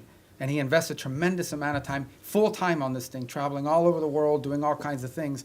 Okay, but Steve doesn't do anything independently. He relies on the interagency. He gets support from Treasury, sometimes from Commerce, certainly from the Department of War, and from the State Department. In fact, he's staffed in many of these visits by State Department folks, and including the ones in Miami. Especially as we get to the technical parts of these agreements. So the synergy there is very tight across the board. And so I think that's just not factual. I was referring to Envoy Grinnell with Venezuela and some of those conflicts earlier this year that really kind of weren't helpful in getting towards the release of the prisoners. Yeah, look, everything that's been done in this administration has been coordinated in some form or fashion. Now, I mean, you guys don't see it all because I know everybody wants foreign policy to be 100% transparent, but sometimes it really can't be because there are sensitivities, because there are diplomatic sensitivities, because things people are willing to agree to in private, they may not be willing to do so in public. There's all kinds of things that have to happen in order to achieve outcomes. Sometimes they work, sometimes certain approaches work, sometimes they don't. But that's not new to this administration. That's been true throughout history. And but at the end of the day, I mean, I feel like we have a very good team of people that work very closely together on all of this. And the key is every single one of these conflicts, every single one of these issues are all multidisciplinary. Okay? There is no such thing as any one of these things that we're dealing with. Again, going back to the case, let's just use Ukraine as an example. In the case of Ukraine, it involved Treasury, with regards to the minerals deal. It involves commerce to some extent. It most certainly involves the Department of War in terms of not just battlefield assessments, but the sale of weaponry through Pearl, et cetera. It involves the Department of State in terms of everything from interpreters to the technical work of actually putting words to paper that would make sense in an agreement and supporting these visits. We had a very important meeting in Geneva, hosted at our embassy, supported by diplomatic personnel that were involved in doing that, and a lot of the follow-up as well that has to happen with some of these things. You know, peace deals aren't just, in the case of Gaza, strongly supported. We actually, we took our ambassador in Yemen, who can't be in Yemen, Fagan, and assigned him for 8 weeks on that portfolio so that we could have someone there to help navigate and coordinate all of the technical aspects. You can reach a peace agreement in concept, but then someone's got to sit down and write down the technical language and the specificity, and they rely on the professionals in this department and other government agencies, depending on the subject matter. So, look, I think in any new administration, there's a learning curve early on. People are still getting onboarded. You may not even have people Senate confirmed yet in these positions. Maybe you haven't even hired some unfilled spots. But I think certainly in the second half of last year, I'm very proud and very pleased at the synergy that we've established on all of these things and that continue to establish it. Another one that's doing a great job is Mossad Boulos. I mean, he's out there every day working with our Africa Bureau. They're very involved in this, on trying to deal with Sudan, on trying to deal with the Rwanda DRC. So we have a good team of people that work very well together and very collaboratively, and we're going to build on that in the new year. Yes, ma'am. Thanks. Shelby Talcott with Semaphore. Vanity Fair quoted you as wondering whether Putin just wants the entirety of Ukraine. I'm curious if that's still a question for you, and how confident are you in being able to reach a peace agreement if that is a question? And then along those lines, is there a deadline for Russia and Ukraine to come to an agreement before this administration walks away? Yeah, I'm not in any position to give you deadlines on anything. And as far as that quote, that's a quote the president has said publicly, which is, he has said 3 things. I thought it was going to be the easiest one, and it's turned out to be the hardest.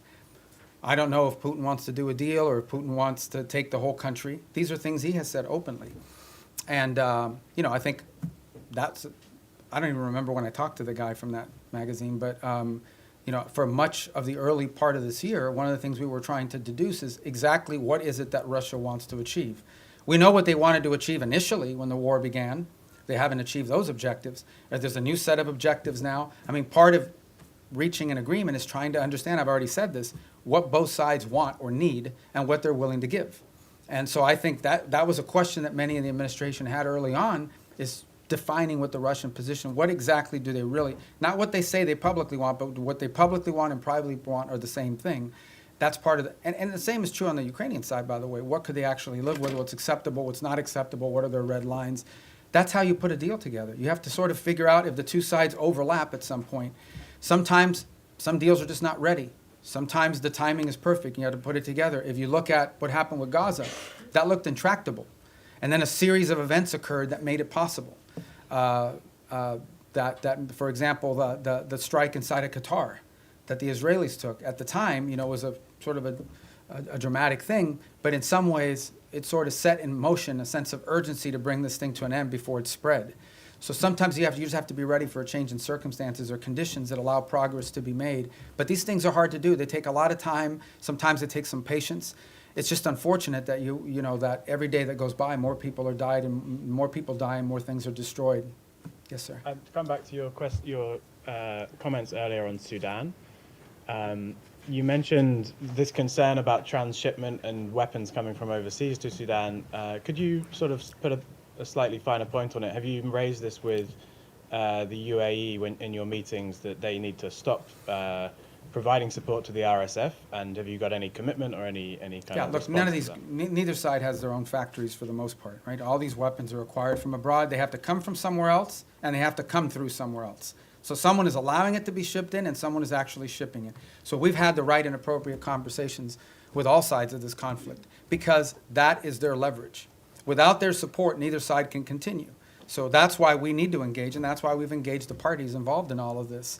I don't want to find myself here in a position of picking on anybody other than to say that we think and we're hopeful that we can make some progress on this, but we know that in order to make progress on this, it will require outside actors to use their leverage and their pressure to make that come about, particularly this humanitarian truce, which is the first thing we want to achieve.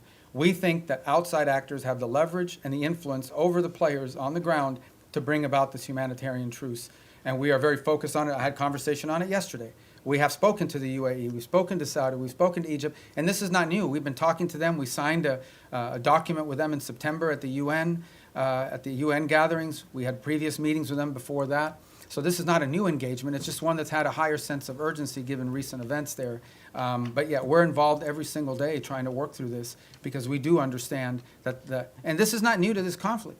It is in many ways similar to what happened to happen in Gaza. What brought Hamas to the table, among other things, was the fact that some of the countries that had relationships with Hamas, like Qatar, like Turkey, played a very constructive role in bringing them to the table and pressuring them to sign an agreement. And we played a similar role on the other side. So, it's not unusual that you would involve outside actors in using leverage to bring parties to the table to agree on something. Yes, ma'am. Thank you, Mr. Secretary. On Venezuela, what is the U.S. willing to commit if Maduro is ousted from power to ensure that the country doesn't plunge further into instability in sort of a Yeah, power I don't have any vacuum? announcements on that right now. And do you see Maria Corina Machado and Edmundo Gonzalez as the heir apparents for power? Well, we don't believe Maduro's not legit. We've been pretty clear. We didn't recognize him as a legitimate president. The previous administration didn't as well. The first Trump administration didn't either. He's not the legitimately elected president. They had an election last year that was stolen, and everyone knows it. Even all the countries in the region know it. And but I don't really have anything to add other than what I've said today with regards to Venezuela. Thank you, Mr. Secretary, for doing this. According to a poll by the Reagan Institute, 62% of all Americans support the use of military force against suspected drug traffickers in the Caribbean. And among MAGA Republicans, 90% support the military use against suspected drug traffickers in the Caribbean. So how does the State Department view or analyze these figures? Yeah, I mean, we don't do foreign policy by poll, and our job is to carry out the directives of the president. The president was elected. Donald J. Trump was elected the President of the United States, and he promised that if elected, he would go after drug cartels, and that's what he's doing. He is keeping a promise he made to the American people upon which they elected him to be president. He told them he would protect this country, and that's what he's doing, and he told them he would go after drug cartels, and that's what he's doing. So it doesn't surprise me if that poll is accurate because the president's simply living up to the promises that he made when he ran for office.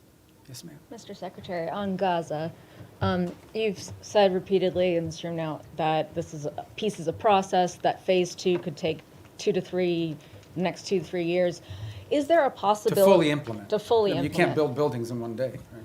Is there a possibility in your mind that the status quo, more or less as we see it now, with this sort of insufficient flow of aid, periodic violations of the ceasefire by each side, a lack of reconstruction, and of course the absence of an international security force, that this could potentially continue more or less through the rest of the president's term? And if not, I'm not asking for a date, but I think we'd all like to know. We've heard from the president and yourself that there are all these countries that want to join the international security force. When will they deploy? Are we talking in the next year, in the next couple of years? And is there a certain amount of time that could pass at which point the administration, without an ISF, at which point the administration would green light or will green light Israel to resume its war? The way to answer that question is this way. No one is arguing that the status quo is sustainable in the long term nor desirable. And that's why we have a sense of urgency about bringing phase 1 to its full completion, which is the establishment of the border peace and the Palestinian Technocratic Authority or organization that's going to be on the ground. And then the stabilization force comes closely thereafter. Once we've established that, we have a lot of confidence that we are going to have the donors for the reconstruction effort and for all the humanitarian support in the long-term building in phases 2 and phases 3. We just don't think that we're going to get to phase 2 or phase 3.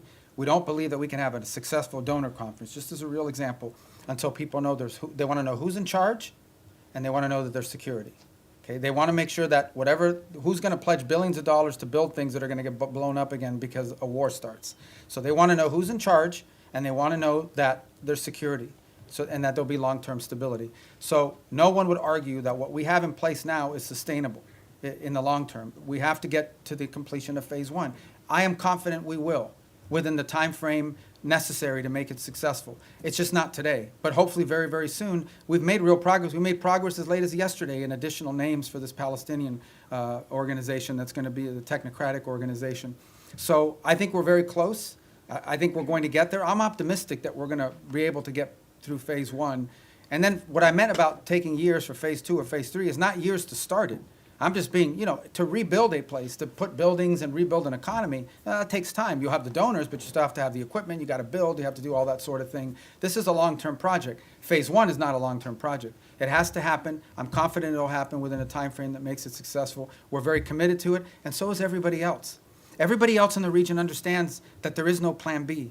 If this doesn't work, plan B or what's going to happen is a new war, and no one wants that. No one wants that. So, Mr. Secretary, are you going to be able to tell us in the next year who is going to secure Gaza and it'll have to happen who is much. going You're to talking about the disarm? stabilization force? Yes. Yeah. That'll have to happen much more than a year from now. That is the completion of phase one. When we get through the establishment of the stabilization force, Board of Peace, Palestinian group, stabilization force. All those things happen, boom, boom, boom, 1, 2, 3. They have to happen very quickly, not a year from now. This is something we're aiming at very soon. It has to. It's what we're focused on right now, like a laser.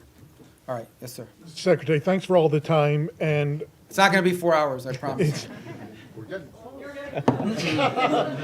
It's an hour and a half. You see the press corps is hungry for engagement here. I hope the State Department will return to regular press briefings soon. You got a great spokesperson's unit over there that's more than capable of handling it. A couple quick questions. The President directed you through executive order to explore sanctions of sectors and chapters of the Muslim Brotherhood. Qatar is ground zero for the Muslim Brotherhood. This administration obviously has a very close relationship with the Qataris. How do you confront the Muslim Brotherhood without confronting the Qataris? That's my first question. Second question is on UNRWA. There's a report that the State Department is in deep discussions about possibly sanctioning UNRWA. What's your mindset on that, and do you feel there is any role for UNRWA absent humanitarian aid delivery in the future? I think we can deliver humanitarian aid without UNRWA. I think UNRWA is a corrupted organization that's unsalvageable, period. And I think our policies reflect that. On the first point that you talked about, I think we'll have some announcements, and not today, early next week, on Muslim Brotherhood. Designating groups there's a series of internal steps, despite what people may or may not perceive. There are things we have to meet, criteria we have to meet, information we have to have, boxes we have to check, legal reviews that have to happen, and that takes time. So, but I think there'll be announcements very soon on that, probably as early, if not today, early this next week. Do you expect pushback from the Qataris? Well, I'm not going to comment on which segments of the Muslim Brotherhood. As you know, there are different chapters, for lack of a better term, and individuals spread throughout the world. But the President's issued his executive order, and we're working through the execution of it.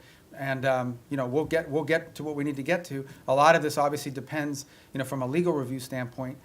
You have to have certain information that you can cite in order to justify the designation. So we're working through that. We'll have some announcements next week, and they won't be the last announcements that we have. Thank you, Mr. Yes, sir. Yeah, Mr. Secretary, thank you for doing this today. This conversation between my colleagues and yourself paints a seemingly chaotic and hostile world at times. So very simply and generally put, what do you believe is the biggest threat facing the United States today? I don't know we live in a world where we have a single threat that we can identify. I think there are multiple things that you look, both short-term and long-term. As I pointed to in the hemisphere, in our own hemisphere, closest to home geographically, it's the rise and the power of transnational criminal terrorist group who are destabilizing nation states throughout the region and pose a direct threat to the United States through overthrowing governments, destabilizing these governments, leading to mass migration and certainly the trafficking of drugs, and also providing fertile ground for potential, outside of hemisphere actors to act within our hemisphere in the long term. That's a major threat.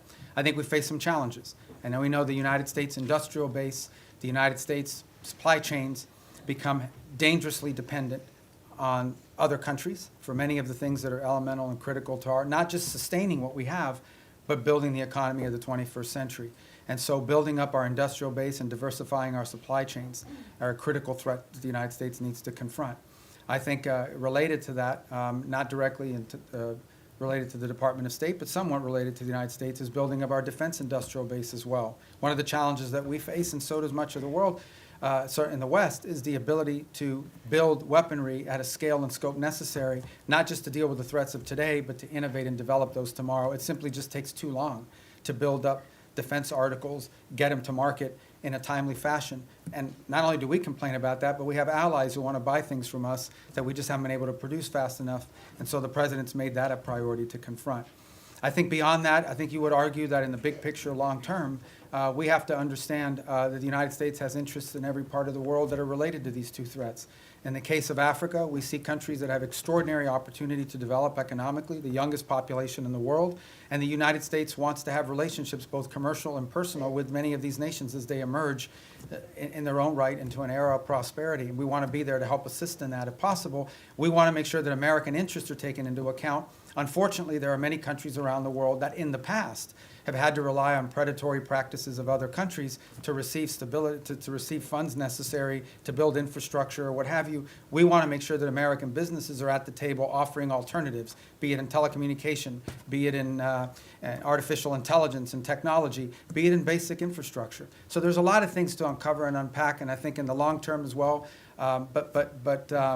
And I think our national security strategy reflects a lot of this. So I wish we lived in a world where we had one major threat. Many of these are interrelated. Yes, sir. Thank you, Mr. Secretary. I was going to ask my questions in Calibri, but since you do not Wow. communicate that I in that speak Times anymore, New Roman, I so- am. I'm going to ask in Times New Roman instead. Sorry about the Dolphins. That's all right. I know that you don't want to predict anything, but whether you're at these meetings in Miami, obviously not today, but maybe tomorrow, do you think there's any chance of having some kind of announceable progress before New Year? In other words, are we going to be working on New Year's Eve on a? We might be, if it's necessary and productive. You know, we're going to work as long as it takes. Okay. And by the way, these are the meetings you know about, but there's talks going on every single day. There was a meeting earlier this week in Berlin. There's phone calls every day. There's phone calls every day, be it with my counterparts that are national security advisors, or my counterparts that are foreign ministers, or what Steve is engaged in, or what Jared's been engaged in, or what even at the diplomatic level, there are days where it's Matt Whitaker, our ambassador to NATO, that's involved in a conversation, or one of our ambassadors, ones in the nation states that are relaying back a conversation or involved in one. So there's work happening every day, all the time, probably around the clock. Not just on Ukraine, but on all these other things. Okay. And then But these are the meetings you know about, and everybody kind of focuses on them as big events, but there's work happening all the time that lead up to those meetings and follow those meetings. As far as predicting a timeline, look, I'm not going to do that. This is a difficult task. It's an important one. We're focused on it. We want to get there as soon as possible. Okay, so, and then, obviously, Gaza and Ukraine are still works in progress, but of the peace agreements that have been reached so far, two of them are in obvious trouble, right? You know, obviously, which ones they are: Cambodia, Thailand, DRC, Rwanda. In retrospect, and I know that work is being done to try and resuscitate these, but in retrospect, do you think that the administration, the president, but also others, declared victory on these too early? I mean, this fighting, for example, with Thailand and Cambodia did stop. Both sides have made commitments in writing that they signed. Those commitments today are not being kept as a result of both sides claim grievances against one another. And so the work now is to bring them back to the table. The ASEAN ministers will be meeting on Monday. I had a call yesterday with my Thai counterpart and intend to do the same, and we've been involved in president conversations this weekend. And our hope is between now and Monday to work to bring everybody back to compliance with the agreements that were made. In the case of the DRC and Rwanda, we have signed commitments from both sides. Those commitments are not being met. But at least we have the signed commitments. We now can hold people to something, and we can push them. And in that case, by the way, for example, in the case of Rwanda DRC, as a good example, not only have we been engaged, but we have asked our friends on the Hill, both Republicans and Democrats, to also engage in conversations of their own with these leaders so they understand this is a bipartisan, multi-branch of government interest in this topic. But the good news about both of those is we have signed agreements. At least we have something we can push them towards compliance on. But as I said, in many of these cases with peace, you sign a peace deal, there's compliance, something happens, they fall out of compliance, you got to bring them back, you got to try to push. But at least instead of negotiating something new, you're simply trying to now push people back to compliance with what they already agreed on. So I think these are achievements. In the case of Cambodia and Thailand, it actually did stop fighting. It has now restarted, and we are working hard to push everybody back to compliance. And we are cautiously optimistic that we can get there by Monday or Tuesday of next week. We're hopeful.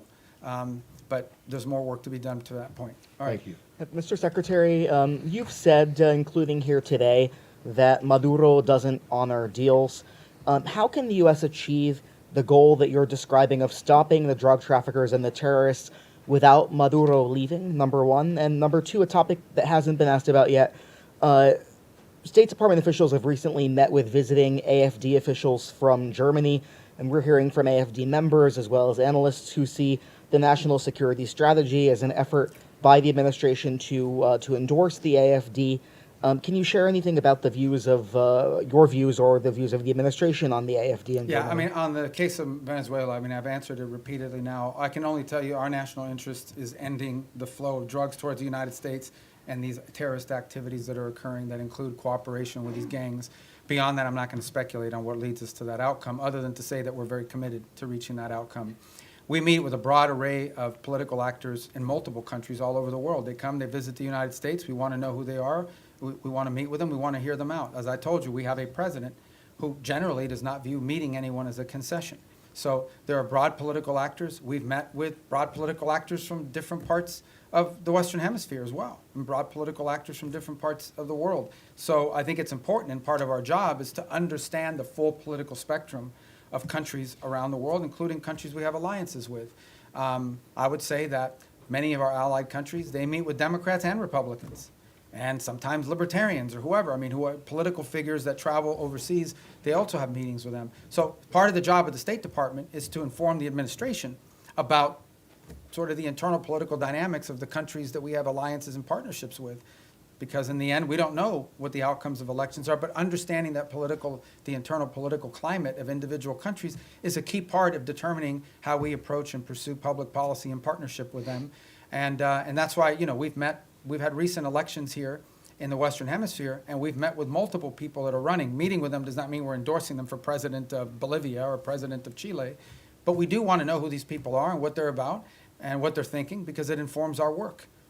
And by the way, so, you know, we do that from the embassy as well. I mean, we get a lot of the cables I have is a meeting they met with someone who's going to run for president in 2 years. That doesn't mean we're endorsing the person, but we should probably know a little bit about them in case they win. And even if they don't win, if their party has votes in the parliament or votes in their legislative branch, that's an important factor to consider. Yes. Thank you. Some key European and regional allies say they're limiting intelligence sharing with the United States because they're worried that the boat strikes violate international law and they don't want to be involved. Doesn't that strain these relations with key partners that you say you need in order to do these broader security efforts in the region? No. No, it doesn't. I mean, ultimately, at the end of the day, I'm not going to comment on intelligence matters. Look, every day I read stuff that's just not true. Every day. I'm not telling you guys are being, but you guys are being lied to sometimes. Like, sources will come to you and tell you things. Just because they have a government email doesn't mean that they know what they're saying. Maybe they just want to sound important. Maybe they have other incentives. I'm not opining about your question in particular. I'm just writ large, but I'm not going to talk about intelligence matters.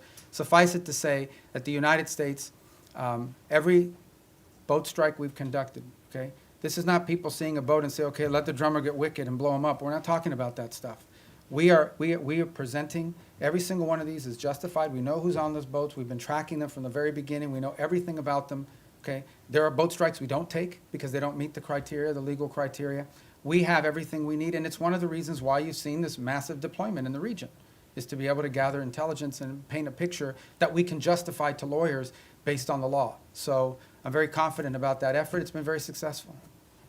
Thank you, sir. Back to terrorist designations. Last month, the State Department designated 4 European groups aligned with Antifa as foreign terrorist organizations. Could we see more designations like that in the works for left-wing extremist groups, and what could the scope Yeah, I mean, of if that the look group's like? involved in firebombing, if there's anybody involved in, activities such as that could potentially inspire or lead to violence in the United States, we're going to designate them. So sure, if you have any we want to suggest, I will look at them. Okay, here you go. I told you we'd get to you. Go ahead. Thank you very much. Thanks for your patience. Mr. Secretary, I wanted to drill down on the way you and the administration see America's national interests, because you said that Ukraine is not on our continent, not our war. You said something in our own hemisphere is more important. So this involves both our commitment to the negotiations in Ukraine, which the president is passionately committed to for ending the rising numbers of deaths, he says, Russian President Putin told my colleague, Kier Simmons, today at the news conference in Moscow, "We do not consider ourselves responsible for the loss of life because it was not us who started this war."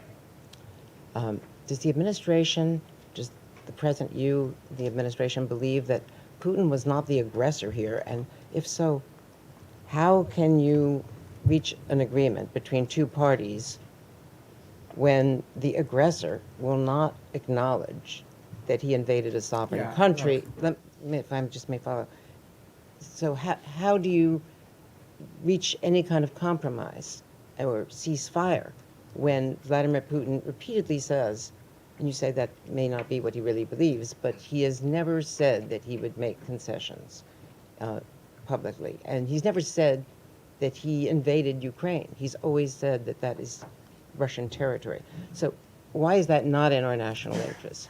When also in our hemisphere, if it's impossible to eliminate the threat of narco-terrorism as you describe it, with Maduro in charge, you've described the extent beyond narco-terrorism and drug trafficking of his threat. You've described it today as a threat to the region. Doesn't that mean there will have to be regime change? And is it in America's national interest to get involved in regime change in our hemisphere, given what's happened before? And why is Maduro this overriding, I mean, he is an overriding threat by all acknowledgement, but why is the former president of Honduras not a regional threat, who was personally involved in, hundreds of tons? All right. So let me take the second one for the first one. On the president of Honduras, I'm not involved in the pardon process, which is what that was. He's no longer in office. So that might be he was in a U.S. prison. No, I understand, but I can't comment on our pardons process because that's not an area that I have many jobs, but that ain't one of them. So I'm not hiding from it. I'm just telling you I don't know. I can't give you an informed answer on that because I was just involved in that process. As far as the question of Maduro and his impediment, look, I've just made the observation that it's hard to make a deal with someone. Everybody says we should go to negotiation. All I'm observing, I'm just saying all I'm observing is he's never kept any of the deals he's made in the past, which makes it difficult to consider making one in the future. Beyond that, I'm not going to speculate about what might or may not happen. Ultimately, I can tell you what our goals are and what our interests are, and that's how we've defined them. Well, in 2019, didn't he get bailed out by Cuban military, Cuban intelligence, outside forces? And so ultimately, with this blockade, is this partly, yes, Maduro, but partly to get at Cuba and Iran and the recipients of this sanctioned oil? This action on the boats, these are sanctioned, but these are enforcement actions. That's what they are. They are existing sanctions. And therefore, 80% of their oil is shipped through ghost fleets. Okay, so we understand what we're talking about here. We are talking about boats that are basically privateers, okay, that are flying under false flags, that turn off the transponders, that spoof their true location. They are hired to evade sanctions.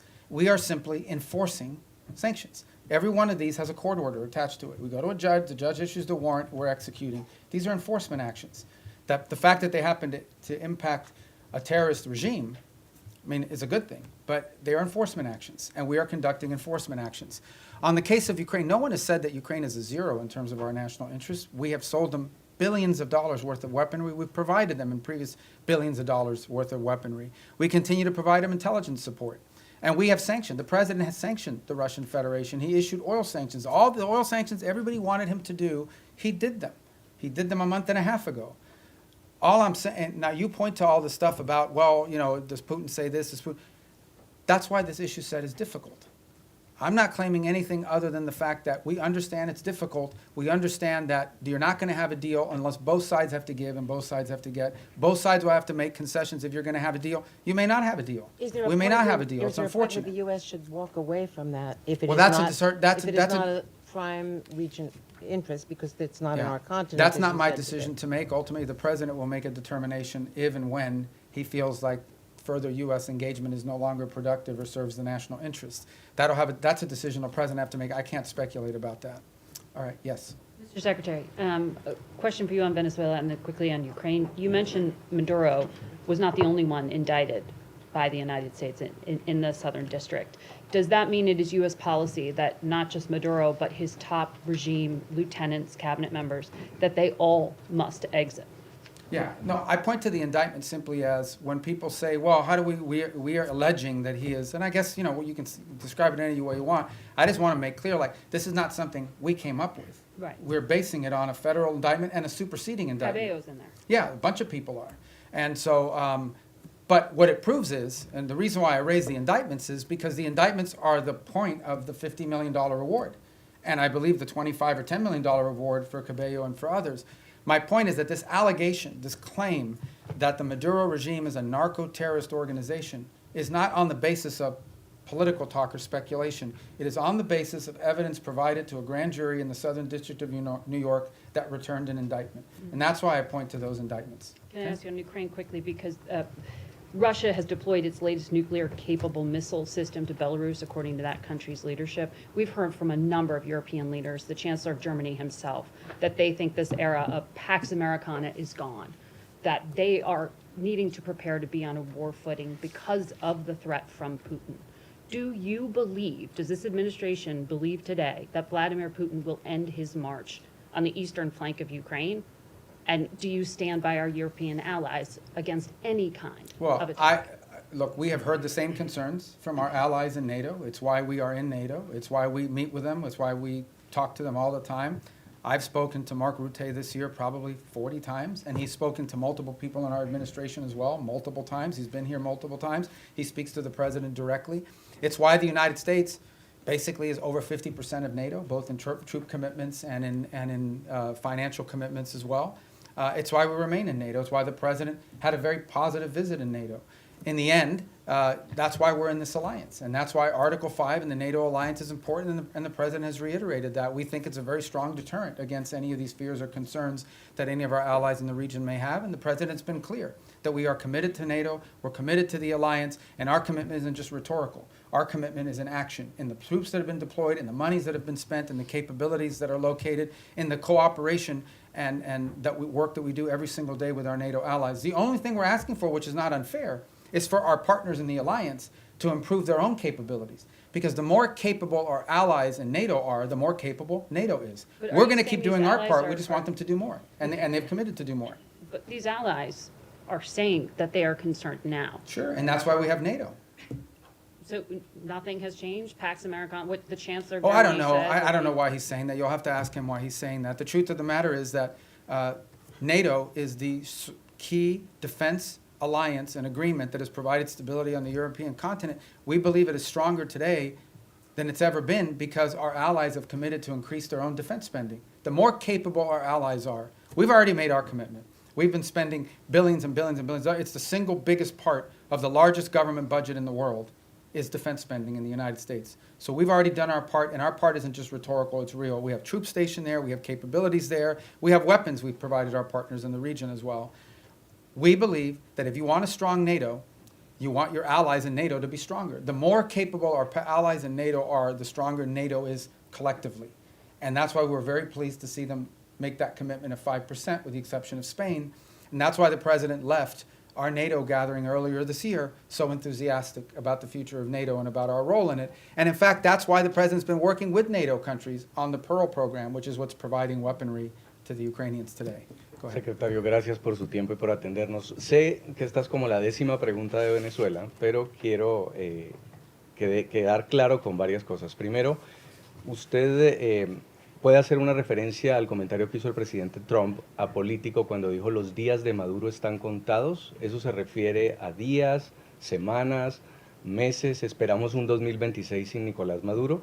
Y me gustaría también que se refiriera a la orden de escoltar esos buques petroleros que acaba de dar Maduro a su armada, esos buques sancionados que ustedes están incautando. Algunos de ellos ya fueron escoltados, no estaban en la lista de sancionados, pero ¿qué pasaría si eso fuera con un buque sancionado? Y por último, Maduro le ha pedido al ejército colombiano que se una como un solo ejército en medio de su desespero por responder a este cerco. Son 3 preguntas. En el tercero, nosotros no vemos eso como algo serio en términos de involucrar las Fuerzas Armadas de Colombia. En términos de los buques, como bien han dicho, creo que salieron 4 buques ayer, que ninguno de los 4 eran sancionados.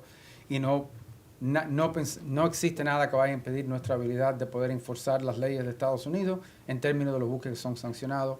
Y en la primera pregunta yo no voy a especular sobre, tendrá que preguntarle a la Casa Blanca. El comentario del presidente simplemente para decirle que sin duda pensamos que el régimen de Maduro es ilegítimo y que su cooperación con estos grupos terroristas en nuestra región, incluso sus propias actividades terroristas, son una amenaza a la seguridad nacional de Estados Unidos. The 3 points that he asked about, one had to do with the Maduro calling on the Colombian armed forces to join ranks with him, and we're not really focused on that rhetoric. We're also not concerned about, there were 4 boats yesterday that were escorted by so-called naval vessels.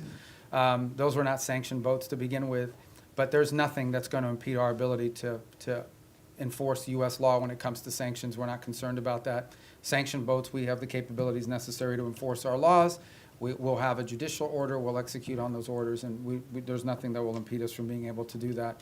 And on the first point, the question was something about President Trump had said that Maduro's days are numbered. I didn't hear that quote. Was that a recent quote? ¿Esto fue reciente? El 9 de diciembre. Yeah, so ultimately, look, our observation is the same I've made here repeatedly, which is that the fundamental challenge we have here is that the Maduro regime isn't just illegitimate, they openly cooperate in terrorism against the United States. And that's a problem, and it remains a problem, and it's at the core of this. Habló con María Corina Machado, ¿tiene pensado recibirla en Washington? No está nada programado, yo creo que ella todavía está en Oslo. Pero es obviamente, yo he hablado con ella mucho en el pasado. Go ahead. Are you going to tell us in English? He asked about Maria Corina Machado. I believe she's still in Norway. I'm sure there'll be a meet. She'll come to the U.S. at some point, and I've obviously spoken to her many, many times over the years. Thank you, sir, for taking so much time with us today. How many visas has the State Department revoked under your leadership so far in the last year, and how many of those are student visas? I forgot the exact number or the breakdown of them. It's over 60 or 70,000 for different and variety of reasons. Some are students, some are people that were not in the country, but we denied them re-entry. I can get you the exact numbers. I don't want to be misquoted because that's a rolling number, an average number. But look, this is not a punitive thing. We're going out to try to make examples of it. Our visa system, okay, who you allow to visit your country should reflect the national interest. We said that from the very beginning. It was one of the directives that we got from the president. It's one of the things he ran on. And so our visa process basically is, and there are some times we'll deny people visas because of activities they've undertaken overseas. Other times it's people that have visas but are in the United States doing things that run counter to our national interest. And the law gives us the right, and in fact, I would argue the obligation to remove people like that from our country. And we're going to continue to do it. I mean, it's as simple as that. I mean, sometimes somebody comes in and says, oh, I want to come in as a student. They're here as a student, and then once they're here, they're involved in nefarious activity. We're going to remove them from the country. But maybe they're here as a researcher. Maybe they're here as, I don't want to say journalist because you guys will get upset, but it could be anything. These are visitors to the country. A visa is a visitor. It's not a right. By the way, we deny visas every day all over the world. People will go to an embassy, they'll sit for an interview, and the consular officer will deny them a visa because of something that came up in their record, because of something that came up in their interview, whatever it may be. So if you have the power to deny someone a visa before they get one, you most certainly have the power to revoke it once they get one and then do something they shouldn't be doing. So there's a variety of reasons why visas are denied, but all of them are because it implicates our national interest or national security in some way. You began the briefing by talking about your confirmation hearing, and one of the core commitments or goals you set for yourself in that hearing was to rid the State Department of anti-Semitism and what the president calls DEI ideology. When you look back at the last year, have you done that, sir? Have we done what? I'm sorry. Rid the State Department of anti-Semitism and DEI ideology. Well, look, I think there were actions that were being taken that we're very concerned about in terms of statements that were made from some missions around the world or actions that were taken. Ultimately, what the president asked for is a government based on merit, where people were being promoted up because of merit, irrespective of their background, their ethnicity, the color of their skin, the first language they spoke, where they were born. We want to promote people on the basis of merit. We have redone the whole process by which we do promotions in the career foreign service. We've redone it in a way that prioritizes the right things. There were people not being promoted in the State Department because even though they were exemplar foreign officers, their DEI score under the previous administration was too low. There were people that were because they weren't committed enough to the DEI cause. So we have very talented people that did not get promoted in the State Department because they did a great job, but they had a low DEI score. We got rid of that. That's not going to exist anymore. We are going to judge people on how good they are at the job that they do. And by the way, we're also opening to promoting people not just based on seniority. We have some very talented, and I say junior officers, like 10 years, 15 years is considered junior around here. They're very talented. If we don't promote some of these people, we're going to lose them. Because there's a lot of money to be made in the private sector, and the people want to pursue in life.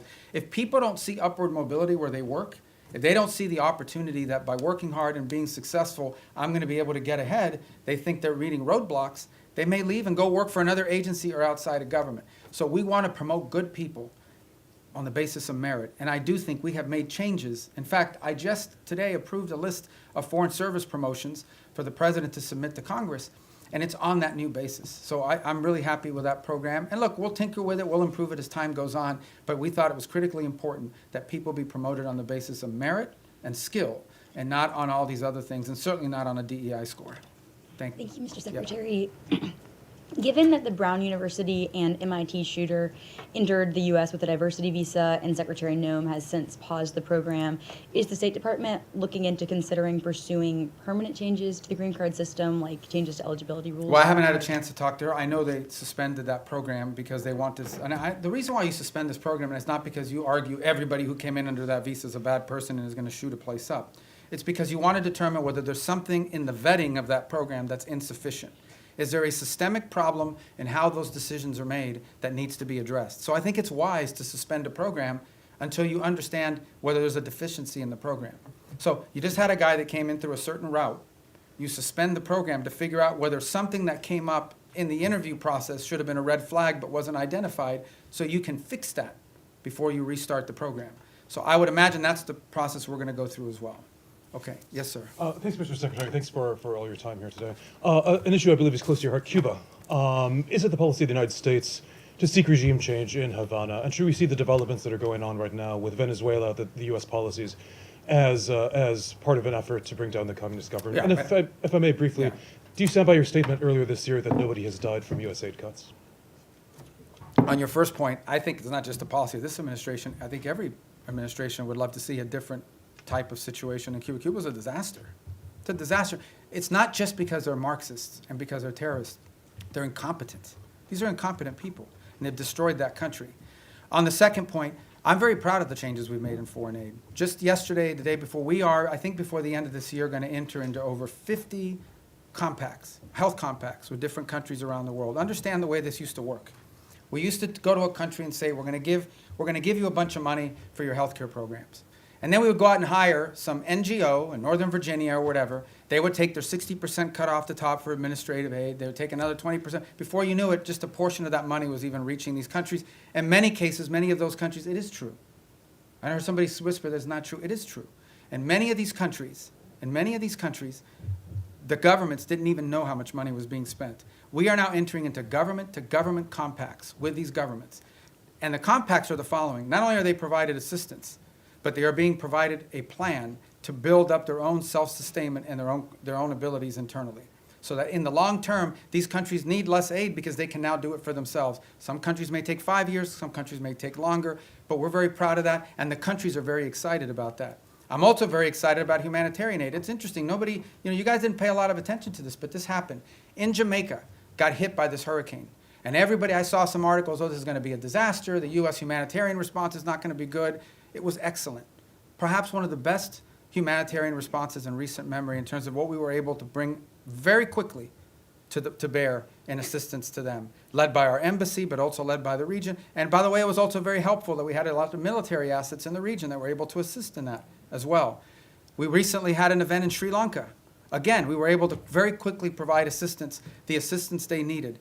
So it's still a work in progress. We're still building this out. But I think in the big picture and in the long term, when people look back at this, they're going to say that we redid foreign aid in a way that actually delivered aid more effectively and in a way that furthered our national interests, both. And a lot of it driven from the embassy level. The amount of control and power and influence that our ambassadors and our embassies will now have to help shape how foreign aid looks like in those individual countries is much greater today than it was when you had USAID sitting alongside them almost as an independent branch that oftentimes took actions completely divorced, completely separated from our broader foreign policy. Yes, sir. Thank you, Mr. Secretary. First, I want to ask a clarifying question regarding Venezuela. You mentioned you've spoken with the opposition leader repeatedly over the years. When was the last time you spoke with her? I don't recall. I mean, she was not in a place where talking was very easy. You know, And she was in hiding in Venezuela. Do you think there's a possibility we could be seeing a White House summit with her in any sort of future? I don't know. I mean, that, maybe, I don't know. I mean, nothing's been planned. And then shifting gears a little bit, the State Department mentioned earlier this year some free speech concerns, particularly in Europe. What are some goals you have in regards to that in 2026? Any countries or certain efforts that you have? Well, I mean, broadly, we're concerned about any place, first and foremost, where American free speech could be implicated, right? Are we going to live in a world where some American puts up a social media post and then gets to some airport somewhere and is arrested? We're also concerned about the impact that some of their policies are having on our social media platforms. As you recently saw, you know, X is facing this massive multi-million-dollar fine that they're going to have to pay, I guess, if they want to continue to operate. But I think more importantly, I think it touches on the broader question that was asked a little bit earlier. We all talk about how these alliances, in many cases our alliances with our European partners, are built on our common principles, our common values, as much as anything else. These aren't just a geopolitical arrangement. It is an alliance with like-minded countries with whom we share values and principles. And one of those values and principles, we hope, is freedom and the freedom of expression. And we're concerned that that is eroding. Okay, thank you, guys. Thank you.